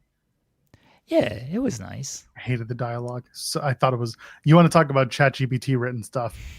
The way Stat. Hold on, can I get the? Hold on, I got to go to the AEW website because I know Matt Camp wrote this whole thing verbatim. I know he did. Collision Dynamite results. Let's see. Setting the stage for tonight. No, stop it. Tony began. Chris is not you. Tony, you know the truth. You have to accept it. No, that's the fight. Hold on. Oh, here we go. Statlander confidently responded. Please listen to these words, by the way. You've let this loss cause you to lose yourself, but you need to remember who you've been all along, contradicting. Meanwhile, you've never been able to figure me out because I'm constantly evolving. Who I am is a culmination of everything I was before, and I'm already different than the person you faced it all out. I'm 14 and this is deep. That was just a taste of who I will be. We are living in this world, and I am the champion of it. I am an extraordinary being, a killer as dangerous as the cosmos are large. A person who will outlive her doubters and with her determination, her grit, her ability, and the most deserving of this prestige in this very moment, no matter the timeline. So Godspeed, Tony Storm. I will give you the rest you so deeply deserve. Why does this woman get written for like she is a high school actor in a play and she doesn't know how to deliver the lines? Stop it. Let Chris Statlander be Chris Statlander. I know I've given shit to Chris Statlander trying to be Chris Statlander, but Chris Statlander, AEW Women's Champion, being Chris Statlander has been a great moment. What is this dialogue? What is this? Come on, man. This was not good. A killer as dangerous as the cosmos are large. Please, Shakespeare, bring me to the stage. Stop it. It's not what this is. I don't think Statlander does well with the Tony Storm performance. As I said this before All Out, remember Tony Storm did that promo in the spotlight, and then here came Jamie Hayter, and here came Chris Statlander, and yes. I was like, this theater drama bullshit. Like, I did not think Hayter and Statlander were great in that. Tony's Tony. She can get away with this stuff. I don't think Chris does it well.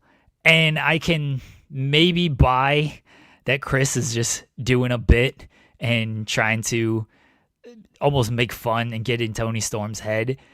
Is that the best direction to go? Probably not. But I still like the overall segment with the in-ring stuff. I liked all of that. Yes, the way that when they went to the ring and they did the thing with the, you hit me with the title. No, you hit me with the title. Who's going to be the first asshole? Nobody is. That's fine. I'm fine with that. There's a mutual respect there. And someone in the chat saying, it's Tony playing, or it's a Chris version of Tony. Yeah. And if that's what it is, it's like, but Chris Statlander has never been the type of person to play that type of mind game. That's never been the presentation of her character. Well, she's evolving. She's constantly evolving. She's not the same person that she faced it All Out. Listen to the promo you just read, Joel. That's what Tony does. That's the problem. And someone had said, if this was TNA, I would have loved it. No, I would have shot on it there too, because the promo was it was too wordy. It was too wordy being delivered by the wrong person. If Tony was saying this, we would have looked at him and been like, oh yeah, that's something Tony would say. I don't believe that this is something Chris Statlander would say in a proper promo. I've seen her deliver promos in the ring backstage lately as champion, as a very confident champion. That sounded much, much better than this. That's what I'm going with. There could have been so much more than what this was. You know what I dislike about this whole thing? What's that? It's the wrong match. I think it'd be a great match. It's the wrong match. Why isn't Chris Statlander beating Wheeler Yuta's ass on this show? That should be the match for this show. It should be Stat and Yuta one-on-one. That segment was so hot when Stat turned down the Death Riders, and I know they did the mixed tag match and like fine, but it does feel like a little bit of a misstep that they're doing the Tony and Statlander match here instead of kind of continuing with Stat and the Death Rider stuff and Stat kicking the shit out of Wheeler Yuta. Or do Marina Shafir. That's fine if you don't want to do Yuta. It should be Yuta, though. Let's be honest. It should 100% be Yuta. You have nothing. I will have no pushback here because I agree with you wholeheartedly. And they should both go for the same seatbelt pin to the same seatbelt pin at the same time, and that should be the finish. It's just, you go back to Matthew Hooks, who sent that one super chat being like, what does Mercedes do with the pay-per-view? Kenny? Well, you should have said, what does Statlander do with the pay-per-view? Yuta? It should have been that. Stop it. I love a good callback. It's going to be a good match. It's going to be a fun match. We've seen them get physical and it looked good. It's fun. This was just not the promo that I wanted to see out of them. Going into the ring saved it, in my opinion. It was a weird way to start the show, doing let's go to the back immediately after you've had a clunky running down of the card.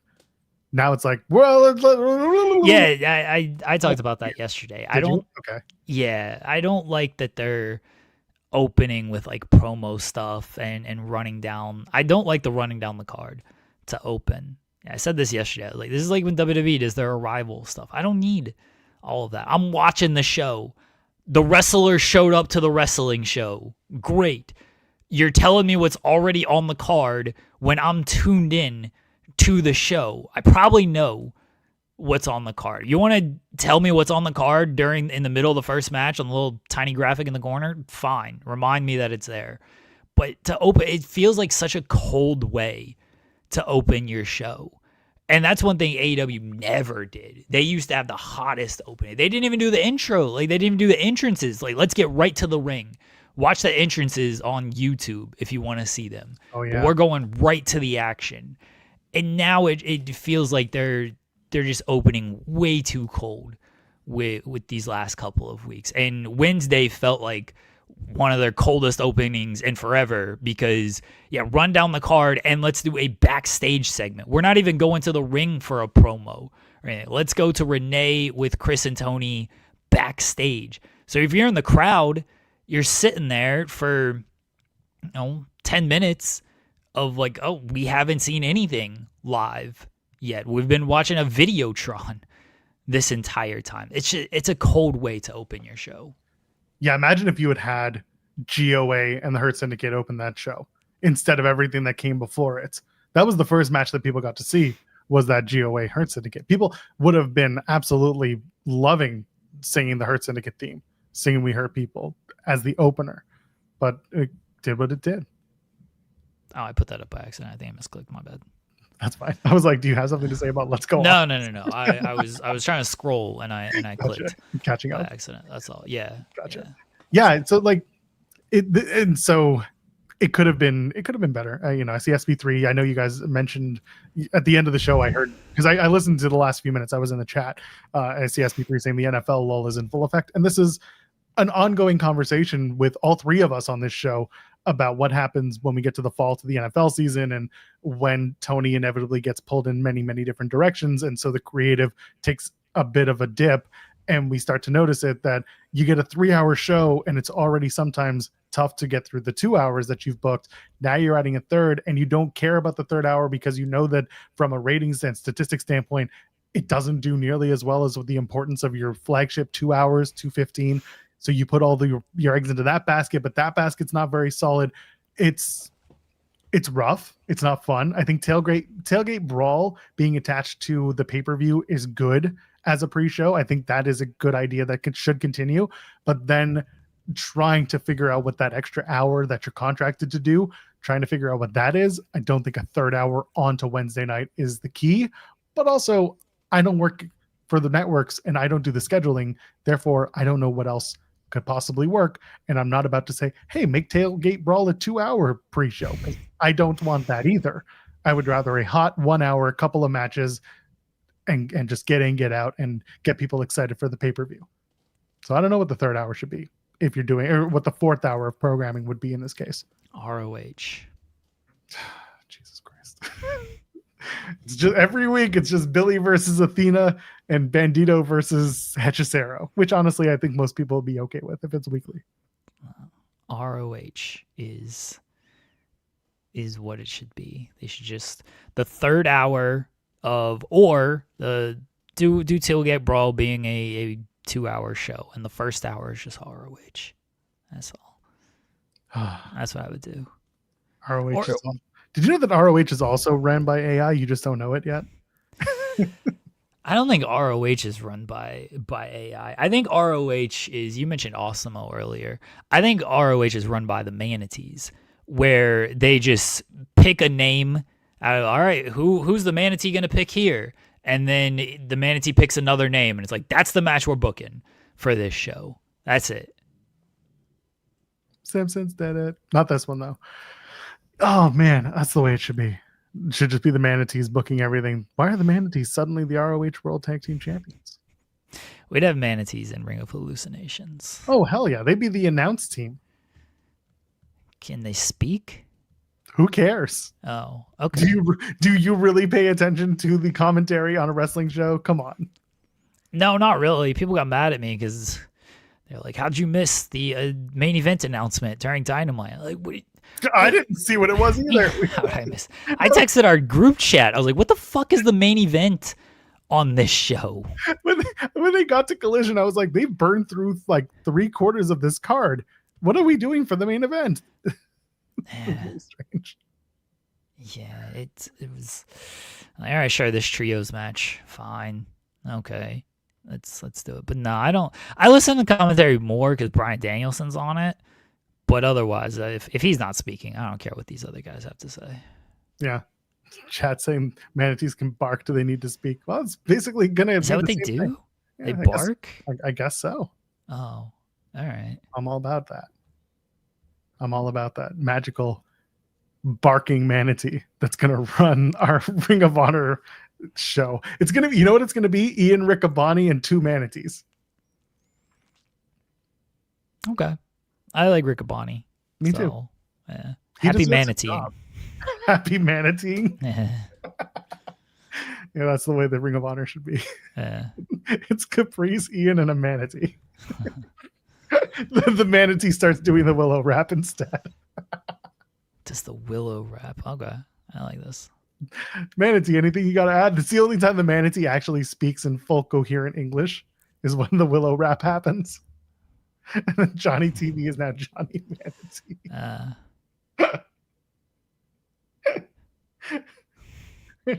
Our show is terrible. Oh, God. Anything else we need to talk about? SmackDown is tonight. It's not on at a normal hour. Or it is on at a normal hour is what I should say. Yeah. Kind of ruined my night. Can't watch SmackDown now. Can't spoil it for you now. Yeah, WWE doesn't do a lot of great things, but one thing they've gotten me very, very nicely with is the early wrestling. Not like 8 a.m. Okay, like fine, I'm up, but the 7 o'clock Raw start time, oh, that was aces right there. They should start all these shows at 7. Over by 9:30. Yeah, that's good stuff. I much prefer that. I don't like the 8 o'clock start. Me neither. Anymore. It's not worth it, man. If we can start at 7, game over. Being done your night by 10:30 at the latest. Ooh, that's what I love. SAP Center, San Jose, California.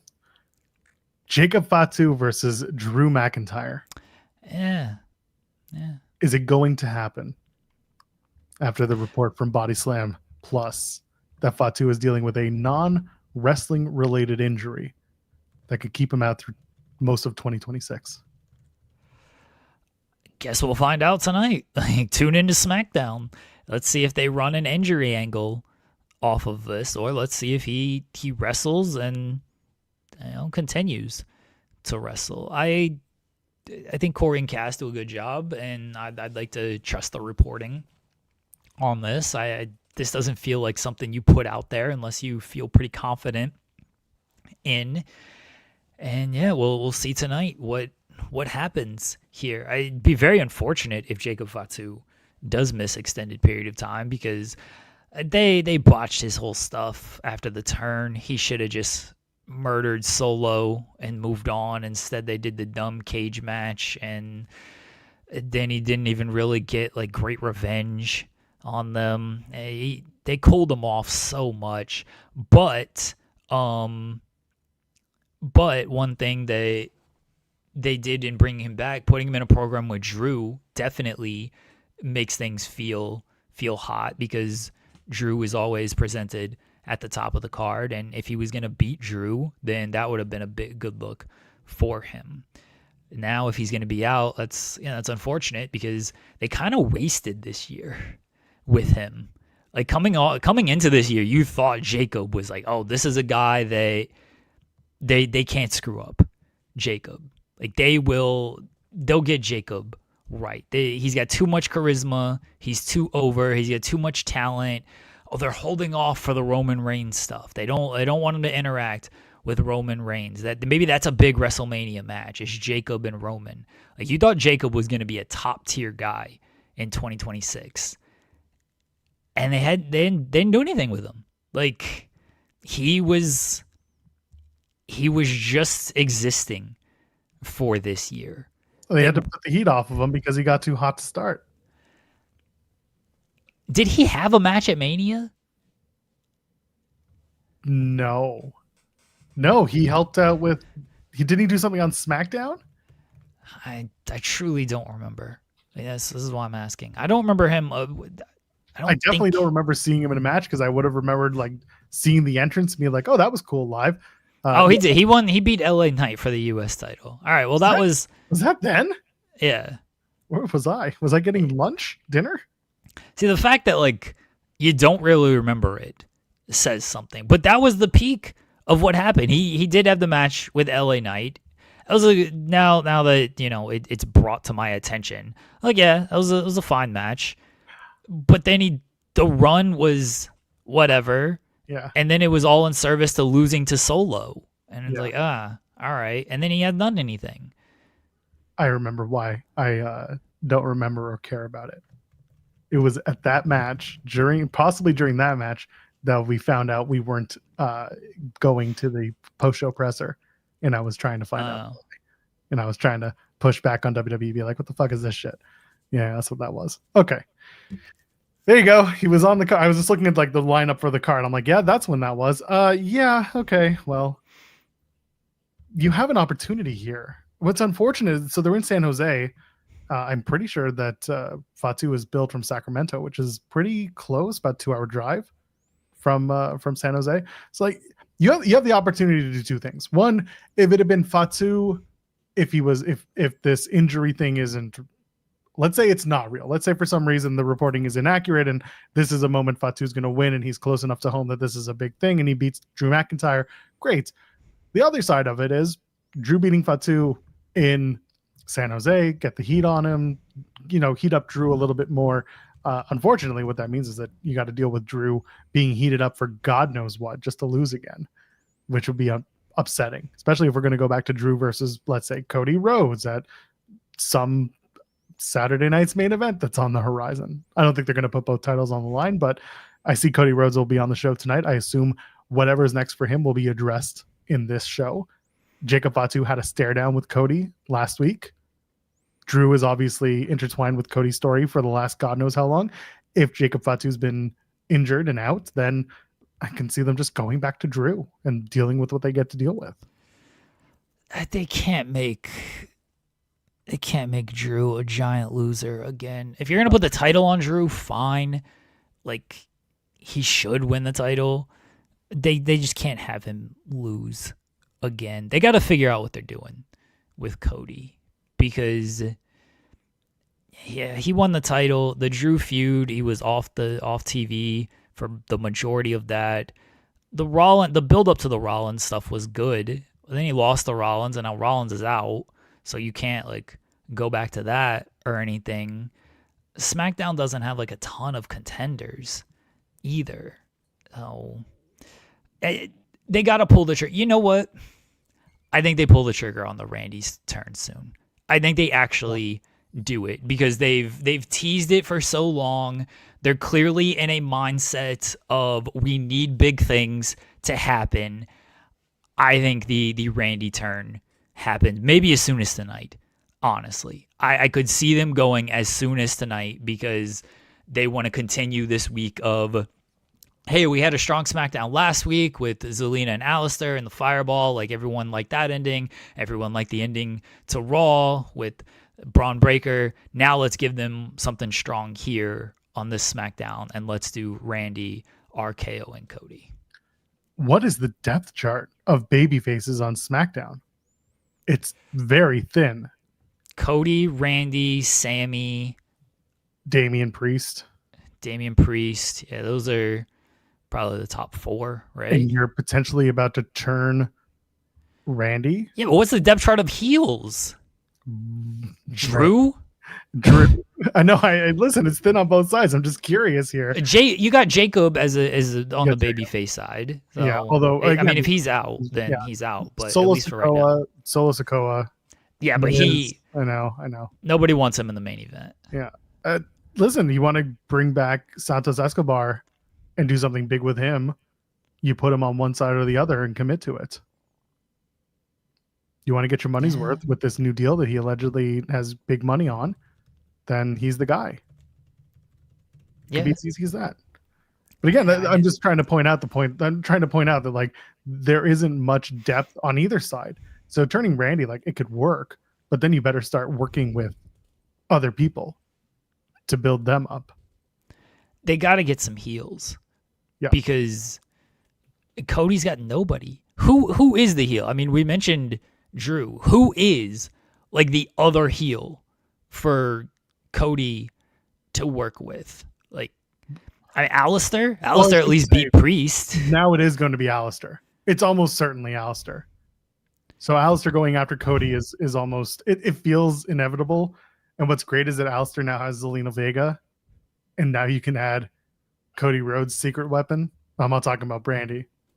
So don't push that button. Oh, I'm talking about the kick blocker himself. Talk about Arn Anderson. Oh, yeah. Yeah, we need that back, baby. Although Brandy and Zelina Vega having a having a meltdown on the microphone would be fun. Yeah. Miz. This is just no. Again, this is weak stuff. You've got Mello and Miz need to finish up whatever they're doing to do something with both of these guys, honestly. Because one's a babyface, one's a heel. Have them face each other, end it, and then have them go their separate ways on whatever that is. Mello, let's say Mello goes after the U.S. title. Miz, listen, I know people feel their way about the Miz, but Miz is still a top-tier talent when you give him that push. He could go after Cody in a SmackDown TV feud in the holiday season. I get it. They're working on making the show better, whatever the hell that means, AI. So it is what it is. But again, you got Priest, you got Black, you've got names, but it's how you position them, it's how you build them, and they're not doing a good job of making you believe that these people can climb the ladders of the depth chart. They're just kind of stuck and rudderless. That's been the biggest problem. The Aleister Black stuff is probably the best movement they've had in a while, probably months. So the answer isn't necessarily bring in more people as much as it is start establishing where these people currently on your roster sits and where they're needing to go to then potentially bring in more people. Set what you've got. Don't replace what you've set. I think Randy Orton's turning tonight. That's my big prediction. It's not a bad way to go. You just did a turn last week. That's the only question I have. You did the Aleister Black, not turn, but like that's not really a turn. Not really. You had the Zelina Vega turn, I guess, or at least you had that moment. Then you had the turn with Braun Breaker spearing Seth. So yeah, you could bookend the week with another big moment. I'm again not against it. It's just will it be what they do? I think they are right now. They're feeling the creative pressure, and that's why they're trying to do these moments. And this would be a moment that they can look at and be like, oh, we did something on this show. Because otherwise, I don't know, maybe they're writing off Jacob Fatu, and maybe that they feel that's a strong enough close that McIntyre destroys Fatu and McIntyre stands tall, and maybe it does lead into McIntyre challenging for the title again. And if that's going to happen, I think he should win. But otherwise, I don't know what else they're going to do on this show. Maybe they don't do anything huge on this show. Let's ask Sean Ross Sapp. Do you think Randy Orton will RKO Cody Rhodes tonight? Because that's my prediction. Yeah, probably. No, I'm glad we did this. Whatever. Sure, I guess. I'll be watching that Keanu Reeves, Seth Rogen, Aziz Ansari movie probably. That looks pretty good. Okay. What did you think of Roofman? What did you think of Roofman? It was pretty good, but you know what was very cool about it? I instantly wanted to learn more about the story behind Roofman, so I looked up story behind the real Roofman. And our former producer Nigel's channel came up with like 450,000 subscribers and like 1 million views on his video. He runs like one of the top crime channels on YouTube now. I've been binge watching it ever since. It's unbelievable. It's so good. I saw the trailer for that. I think I went to see Naked Gun, and I saw the trailer for Roofman. I was like, this looks pretty interesting. I like Channing Tatum. So let me just say, it's a romance movie. That's what it is. It is. I know, because the trailer makes it look like, oh my God, this is like a thrill ride. It's not. Yeah. Oh. And I often love I wonder how long I could survive in a convenience store if I was locked in here type of things. And I love the movie or the show How I I Almost Got Away with It on Investigation Discovery. Love that. It's more of a romance movie. Now, there are plenty of elements of, that thrilling element of it, but it is at its heart a romance movie. And it's still pretty good. Pretty good. Zeno Hour says, I don't trust Sean's movie taste. Why? Because I don't feel the need to sit through 2.5 hours. Spoiler, Superman wins. He wins. He always wins. It's only this time he stole the plot of Spider-Man. Oh, no, they think he's a bad guy. Oh, my gosh. Whoop-de-doo. Is this Superman, or is this the fact that you spent $1,100 on puppets? No, I'll make my money back on those puppets. I know. It's unfortunate that we keep seeing them make the money back on those damn puppets. Yeah. Listen, I'll be very transparent, guys. I spent $1,150 on these 2 puppets. I made $400 on sponsors, which, by the way, guys, if you all want to sponsor the Fightful Awards, it's available now. We would greatly appreciate it. Puppets not included. But we did 200-300 in super chats, which again doesn't go to me. I did this as a dedication to Fightful type of thing. And I have not yet looked at the super chat numbers, but you know what? I'm going to do that right now. I'm going to pull them up live on the air and see over the last month or so what they've done. Now, I'm sure the traffic on Freddie Got Fingered wasn't that hot, but you know what? I wanted it. It's something that meant something to me. I felt like this world needed that. And did I think it needed to be 3.5 hours? No. Am I glad that it was? Yes. That's kind of funny to me. I find that humorous. But let's see. Let's all that torture Sean files, it's a good thing. Let's see here. The NXT post show. Let's see if they did anything. Numbers aren't great, Alex and Kate. Wow. The views aren't hot. Okay. They got a dedicated chat number there. Though. Decent. Now, here's the thing. I let him do that sour chat gimmick behind the paywall, which honestly, I shouldn't, because we got to pay him for those shows as well. But he kind of did it without asking. So what are you going to do? I do that all the time, though. So. I know you do. All of you do. I ain't doing shit. Am I the only one getting away with nothing here? Listen, Joel, when you sold that kidney without our permission, come on. I feel like that's a my body, my choice thing, but sure. Well, we'll see. We'll talk about it, okay? All right. We have a super chat from Louis. Should Flacco be booked as champion? Old Joe Flacco is he was slinging it last night. He's of the age to be a world champion. I love that Joe Flacco's whole strategy is like, wait a second, we got the best receiver in the league. I should just get him the ball. This sounds pretty simple. I saw the Drake and showing somebody how to do something on the computer GIF, and it's like Jake Browning seeing the throw it to T. Higgins and Jamar Chase plan. Also, these are the best weapons Joe Flacco has ever had to throw to in his entire career. Yeah. And among them includes Noah Fant, who is also very, very good. Can't believe he was available. But listen, I do Common Bengals W. Please go check that out, guys. But it's a lot easier to throw the ball when you run for 9.7 yards a carry and you go under center. I love Joe Burrow, but that man won't go under center. And as a result, everybody knows the deal. Blitz him, give him less time. The Bengals seem to have figured out their offensive line woes, which is nice. But last Sour Graps did some pretty solid super chat numbers. Oh, I was about to say, well, that one tanked, but sad to report, that's the TNA show. Wow. Wow, just burying Joel. I mean, wait a minute, the Showdown show? Let's see. Are you talking the TNA post? No, it's the one that says Rally the Troops on it. Oh, the Tommy Dreamer rallies the troops. Yeah, nobody liked that episode. That was the go home to the Showdown. How did the TNA post show do last night?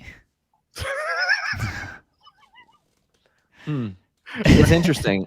I don't see one here. Maybe you know what? Joel could have just sat there and talked about what they talked about.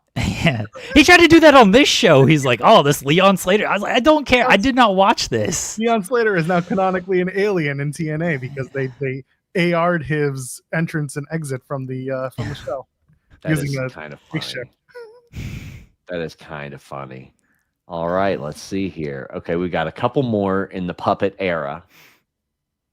Oh, I love this. They should have done Best of Joel TNA reviews.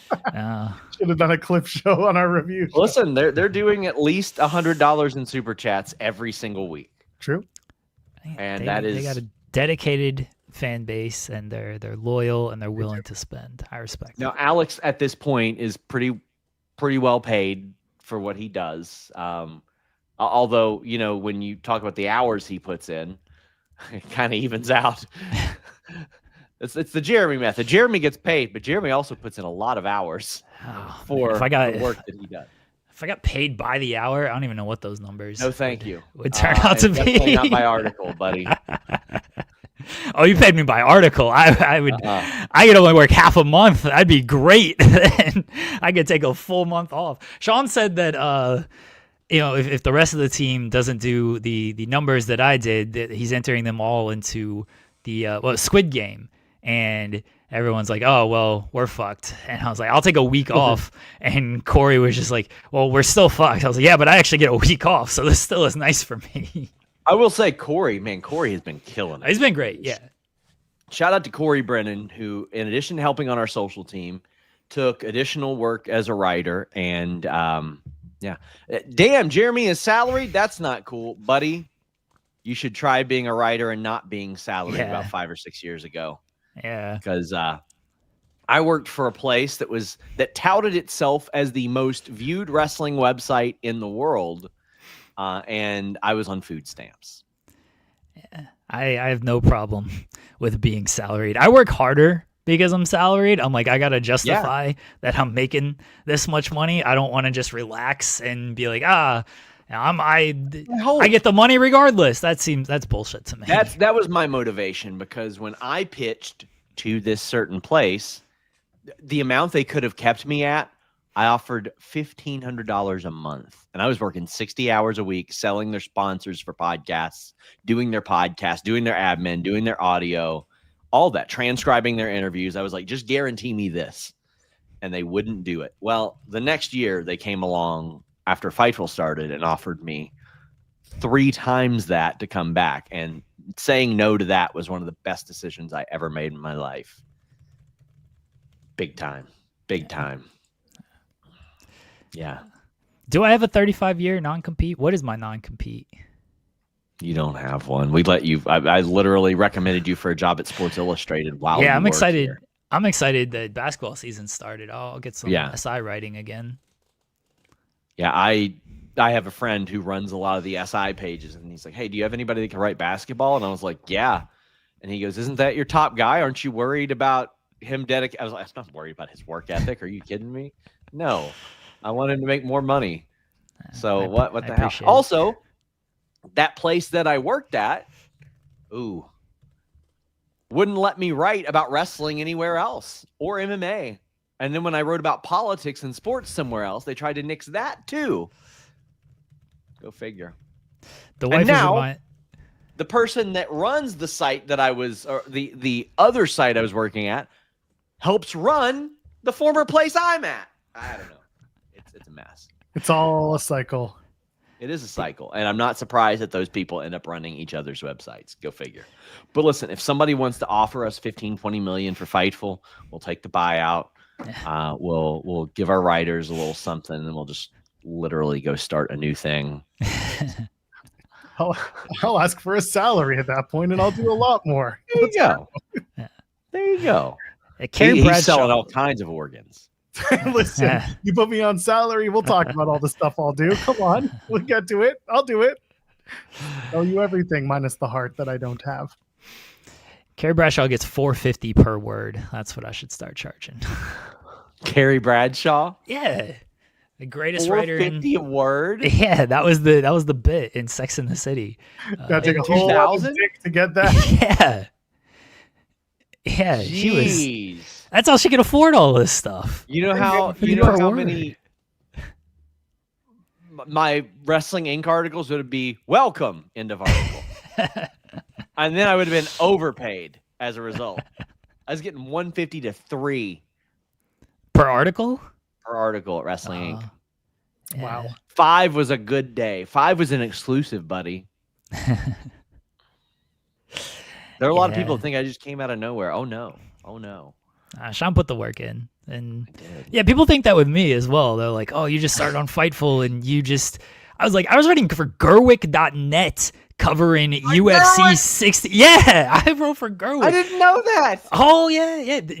You know what? Bless Gerwick that he actually sent me a UFC DVDs as like thank yous on top of the payment because I would cover like the UFC shows. So yeah, I think Gerwick was the first website that I wrote for, and then I put my time in at 411 and Loved 411 back in the day. there was an MMA web, 5 Ounces of Pain. Do you remember 5 Ounces of Pain? I remember 5 John? Ounces of Pain. I wrote for 5 Ounces of Pain. I did a podcast on that platform. Yeah, so I've been around. I've been used and abused by the website game, especially in MMA. Damn.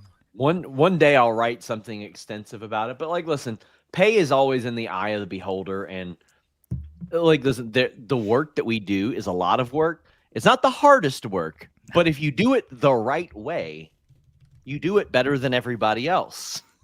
I say that all the time. I was like, what I do is not that difficult. Like, I know I make it look very easy, but it's also not that difficult. You just gotta be willing to do it. You have to be willing to. That's why, like last week, I get upset when people steal our transcripts and people will say, well, what's the matter? It's not your podcast. Well, because a gentleman like Andrew Thompson, a guy I think in his 20s, maybe, I don't know how. Andrew's old now, man. We had this conversation. Yeah. No, Okay, I think he's still late 20s. He's late 20s. But young man could be out doing literally anything else, sat through an Ash by Elegance signing on a Saturday night and transcribed it. So when somebody just copies and pastes the work that we are paying him to do onto Twitter, I'm like, come on, y'all. What are we doing here?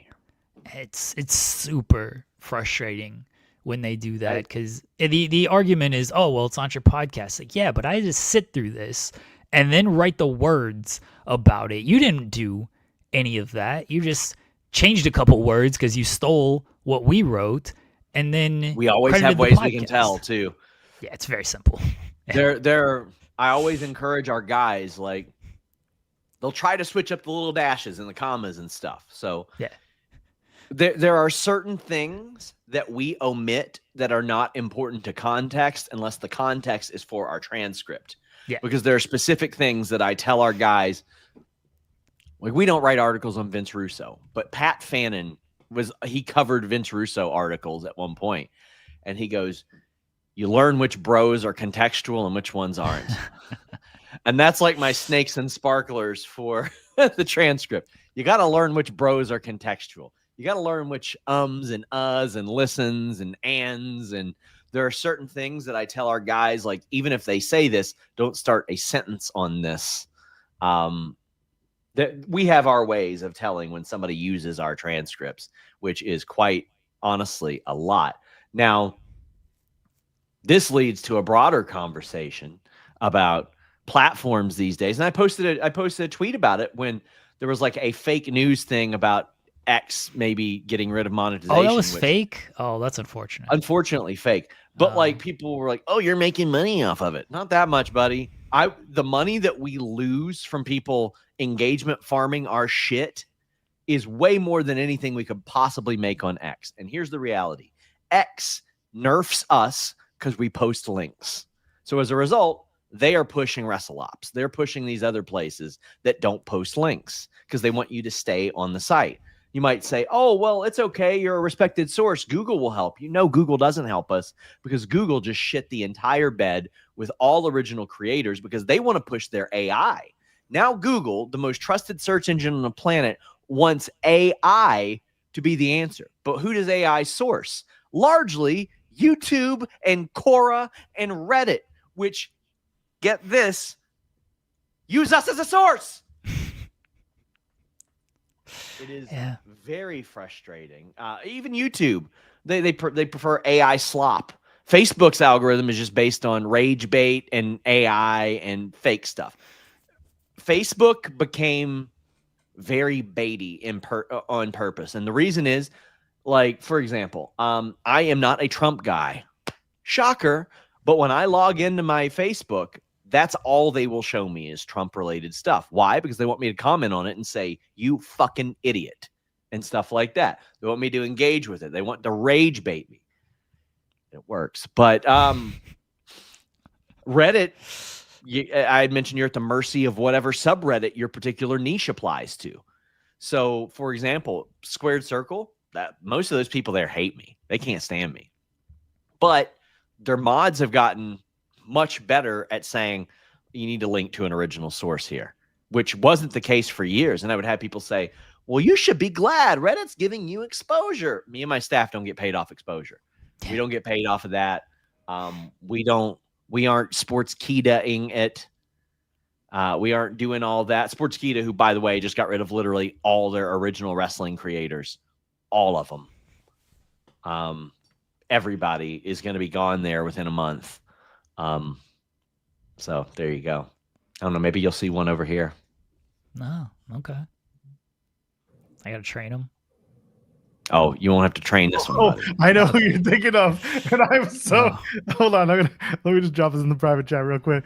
Hold on. Okay. I don't know what's happening here. Did you post it? Yeah. Oh. I'll tell you who else hit me up as well, who probably won't be coming on. That's very funny.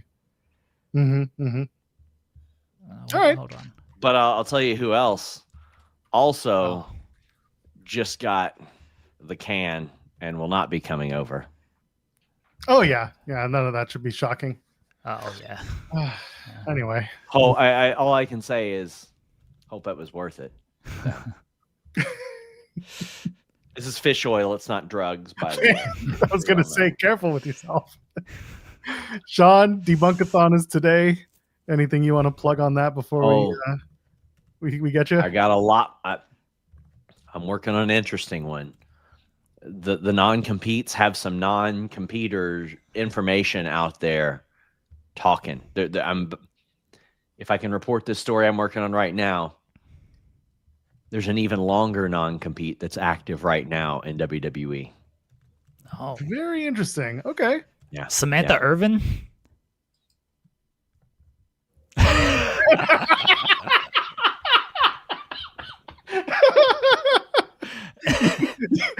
Brother, you gotta stop talking.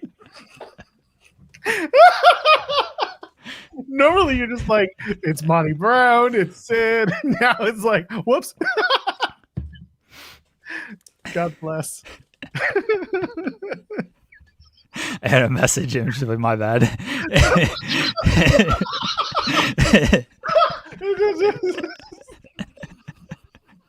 That's the first name I thought of because she left a while ago and she ain't done nothing. Yeah. She's just making her music. She has done nothing. So that's just the first name that popped in my mind is it had to be Samantha Irvin. Because I thought about Renee. You know, Renee had that long non-compete. That's right. I was like, oh, it's Samantha Irvin. It's gotta be. My bad. Hold on. I'm just curious. Hold on. Has she? Has who? A marketing software company. No, I'm just she does have a non-compete and she's talked about it. Yeah, I think she's mentioned it in the past. Yeah, apparently. Okay, hold on. I'm just looking to see if there's anything else about a non-compete, a different non-compete. On Helwani. Hold on. Anyway, regardless, that's just very funny. Hilarious. ITW Select. We'd get in trouble if we called it that. That's true. Boy, do I remember. Yeah. ITW Plus. We might be able to get away with that. That's true. It's going to be our membership page. My God. We'll show feet. Anyway. Hell of a day. The women's tag titles are on the line, by the way, because I don't get Alexa Bliss Gamer upset. The Allies of Convenience are going to take on Zaruka. That's a match that's finally happening. Good for them. I like Zaruka. It's like, when are you going to split them, or what are you going to do? But this should be a fun tag team match. I look forward to it. I assume Allies of Convenience will win. Sol Ruka, they don't have. I mean, they have a spot on the women's SmackDown side. Honestly, she could easily fit in there. I think she'll be in NXT for a little while longer, but I don't know how long she's going to be there. Her and Javon, it seems like they're going to be up there sooner rather than later right now. Yeah, and you mentioned with Sol Ruka, you can plug her in with the U.S. Championship fairly quickly. Yeah. Make a big moment for her, and Julia can move up. Julia, again, is a women's main event star in the making if you give her that opportunity. So we will see how it plays out. But for now, they got the tag team title match. I'm sure it'll be a good exposure for those two. They get paid on exposure because they have dates and they fulfill their dates, so that's how they get paid. Anything else before we head out of here? You look like you're about to say something. Yeah, I don't think it's like a thin show tonight, but there are people on the SmackDown roster that are in Japan. So like Julia is over there, so she won't be, part of this show or anything. So for those who want more women's U.S. title action, get ready for Kiana James versus what's her face, Street Profits. BFAB, thank you. Okay. I was going to say BT Barnum, but no, BFAB. BFAB. So, but it's mainly the Raw roster that's over there. I don't think you'll see it's not going to affect too many things, but there are some people from the SmackDown side that are over there. Shinsuke is another example of that. Oh yeah, forgot he was on SmackDown. He just returned. Yeah. So Shinsuke is another example. I saw the tease. He did the sign off for Tanahashi, and Tanahashi replied, "I hear you." Yeah. It's happening. It's going to be the match. I would like it too. He's again, like, I know you guys have talked about it. I don't know if you and I have, but Tanahashi's saying like it's the perfect ending. It's a big full circle moment. That's a pretty big moment for those two to do that match.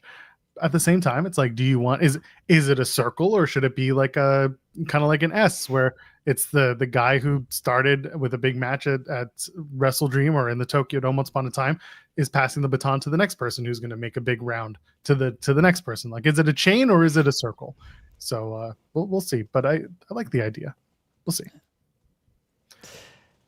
Matthew, I don't know if it's actually Samantha Irvin based on Sean's leave of absence right when I mentioned the name. it was just immaculate timing. Yeah. It was just immaculate timing, friends. Gives it a little credence, but I legitimately have no idea who it actually is. Again, Samantha Irvin popped into my mind because she's been gone for a year now, right? She left last October, and she's done nothing wrestling related. She's done music. She did announcing at like a Las Vegas Raiders game, like a convention thing. But otherwise, she obviously has not been in any type of wrestling. And I think back to Renee's non-compete. Renee had the extremely long non-compete. And I think she was a year as well, wasn't she? She left Fox in 2020. Was it? I feel like Renee was... Well, she went over to AEW by what, 2022? Maybe it was then. I feel like Renee was like a 2-year non-compete, but I could be wrong. Maybe it was a year, but so I just don't know. I cannot recall. Yeah, she left WWE in August 2020. She joined AEW in October 2022. So yeah, she was 2 years for her. But did she have her kid though? That's the other side of it that I think of. June 2021. Okay. So it could have been that she had the kid and then they waited until she was ready to come back to work. Maybe. I don't know. She did have a long non-compete. You're absolutely right about that. But I just don't know what the length was. I think she mentioned how long she had the non-compete at some point. She probably talked about it on her podcast that I wish was still around. Yeah, so she said in September that 2021 that her non-compete was up. So yeah, she had a year on there. Okay. At the very least. So yeah, hers was. I remember everyone being shocked that like hers was that long, and it seems like Irvin might be kind of the same deal there. There you go. Well, WrestleDream is tomorrow night. SmackDown is tonight. Plenty of wrestling to watch, plenty of wrestling to cover. Hopefully it ends with Jeremy going to bed at 12:30 and not 3:30. Hopefully the man 12:30 because the show will end by 11:30. You wrap up whatever you're finishing and then get the post reaction, go to bed, reasonable hour, happening. Not do a post show, that stuff. That's not happening. Yeah, whatever. The press conference won't start until 12:45. Well, that's what I'm saying. I'm hoping that the press conference doesn't happen because someone gets murked and someone's got to get on a plane to go to London for the Jags game. That's fair, but I still don't think it's starting until like 12:45. Even if it's short, they're gonna like start it so Tony can say, "Oh, it's not the right time to do a press conference," type of thing. Louis asking NWA updates. They have a show tonight. If you're in the Atlanta area, we should probably bully Steven Jensen into going so that he can send results. I like Jensen too much to ask him to do that. Get in your car after work and drive to center stage. Don't ask us why. There will be tickets for you at the door. He gets there and he's like, "Oh, this looks nice. NWA, damn it." And then he's just got to sit through the whole show because they lock the doors. I hope you know this. You go to an NWA show, they lock the doors behind you. There's no in and out. There's no out. You're stuck there. Okay. Just like Darby Allin locking the Death Riders into a room before he throws a Molotov cocktail unless they say, "I quit." Yeah. We'll see. What did we accomplish on today's show, Joel? Samantha Irvin, Tanahashi versus Shinsuke. Talked about Darby Allin and John Moxley needing to meet expectations. Chris Statlander is a terrible actor, but a great champion. And Leon Slater is an alien. Oh, and NWA allegedly has a show tonight. Don't tell them because then they'll have to tell you who their champions are. And I don't think they could if you looked at their socials. I think the biggest thing we accomplished on today's show is Randy Orton is going to turn on Cody Rhodes tonight. That is my official prediction. All right, it's Friday. Everyone knows what Friday brings. Mana, the final boss. And here we go. This is how good. The final. God damn, that's good shit. And here we go. Damn, that's good shit. The good shit's this weekend. Go check it out.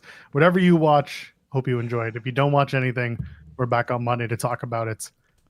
For Jeremy Lambert, you know who he is. You know who I am. I'm going to review Better Call Saul on Monday. That's why everybody should tune in on Monday. Okay, don't review season 6 though, because I haven't watched it yet. That's not my problem. You got to get over it. You gotta binge watch it. They're gonna eat you up over in the Discord. I don't care. They're gonna be all upset with you that you didn't wait 17 years before. I waited long enough. All right, that's fair. Wait a minute, is this just water? No, this is legit mono. Yeah, he got a legit bottle. We got a new one. It's just the Blanco. It's the white one.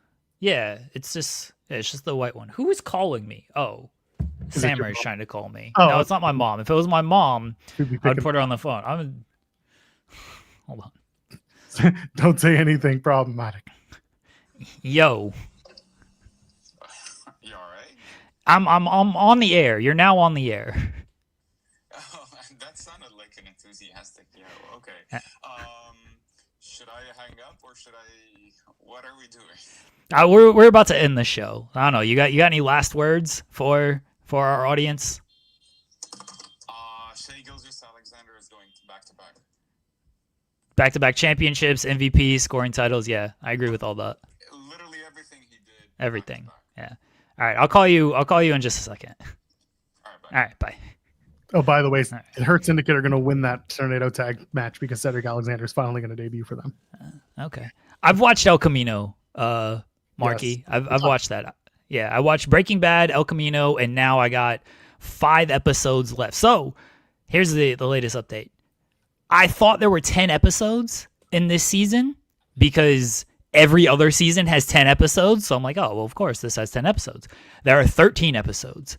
in the final season. So when I said I had 5 episodes left on Wednesday, and I'm saying I have 5 episodes left here, it's because I did not realize there were actually 3 more episodes. So I've not finished the season yet. I will finish it this weekend, and everyone can expect my review on Monday. There you go. Look forward to that and plenty more on this show. 10 a.m. Eastern. We're here 5 days a week. Rob and Maggie are on at 3 o'clock on Fridays. The Spotlight Thursdays, 6:30. Are you guys halves? Yeah, 6:30. Yeah. All right, 6:30 p.m. Eastern on the Spotlight. That's Thursdays. But we're here 10 a.m. every day. Myself, Jeremy, SP3s on Tuesdays and Thursdays. So until then, ladies, gentlemen, friends beyond the binary, enjoy your weekend, and we'll see you in the next one.